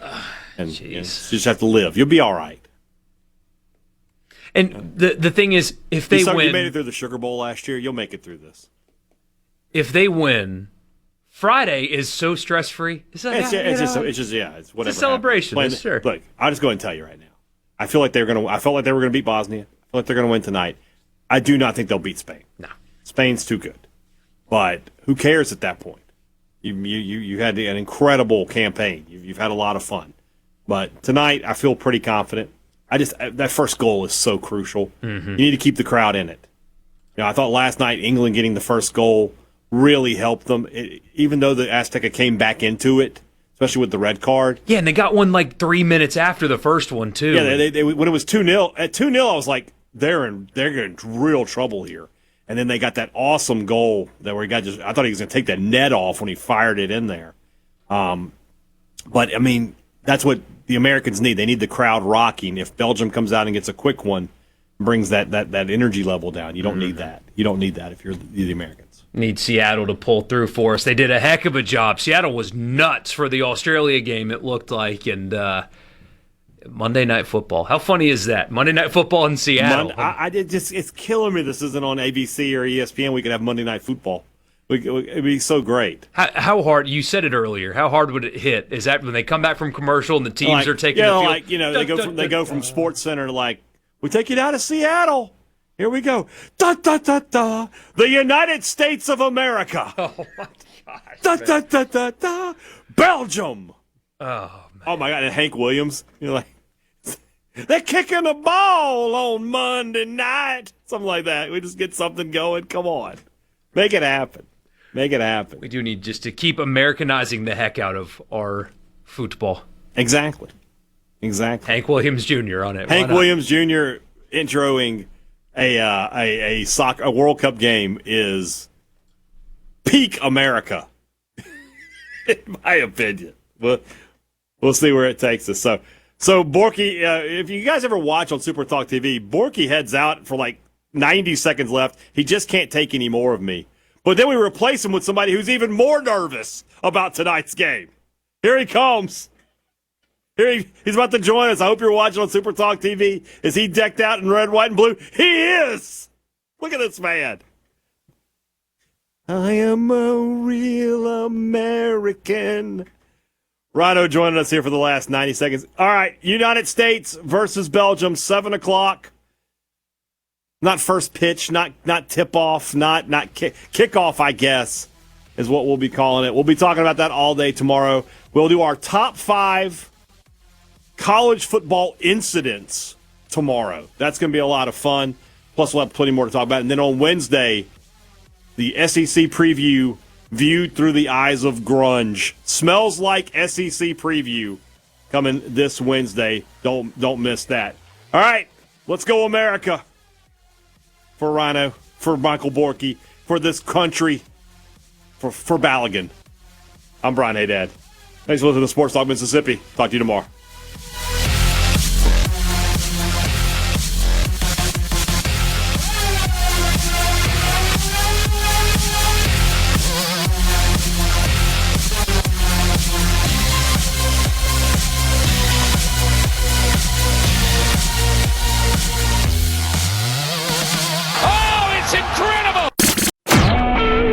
SuperTalk Mississippi Media Production.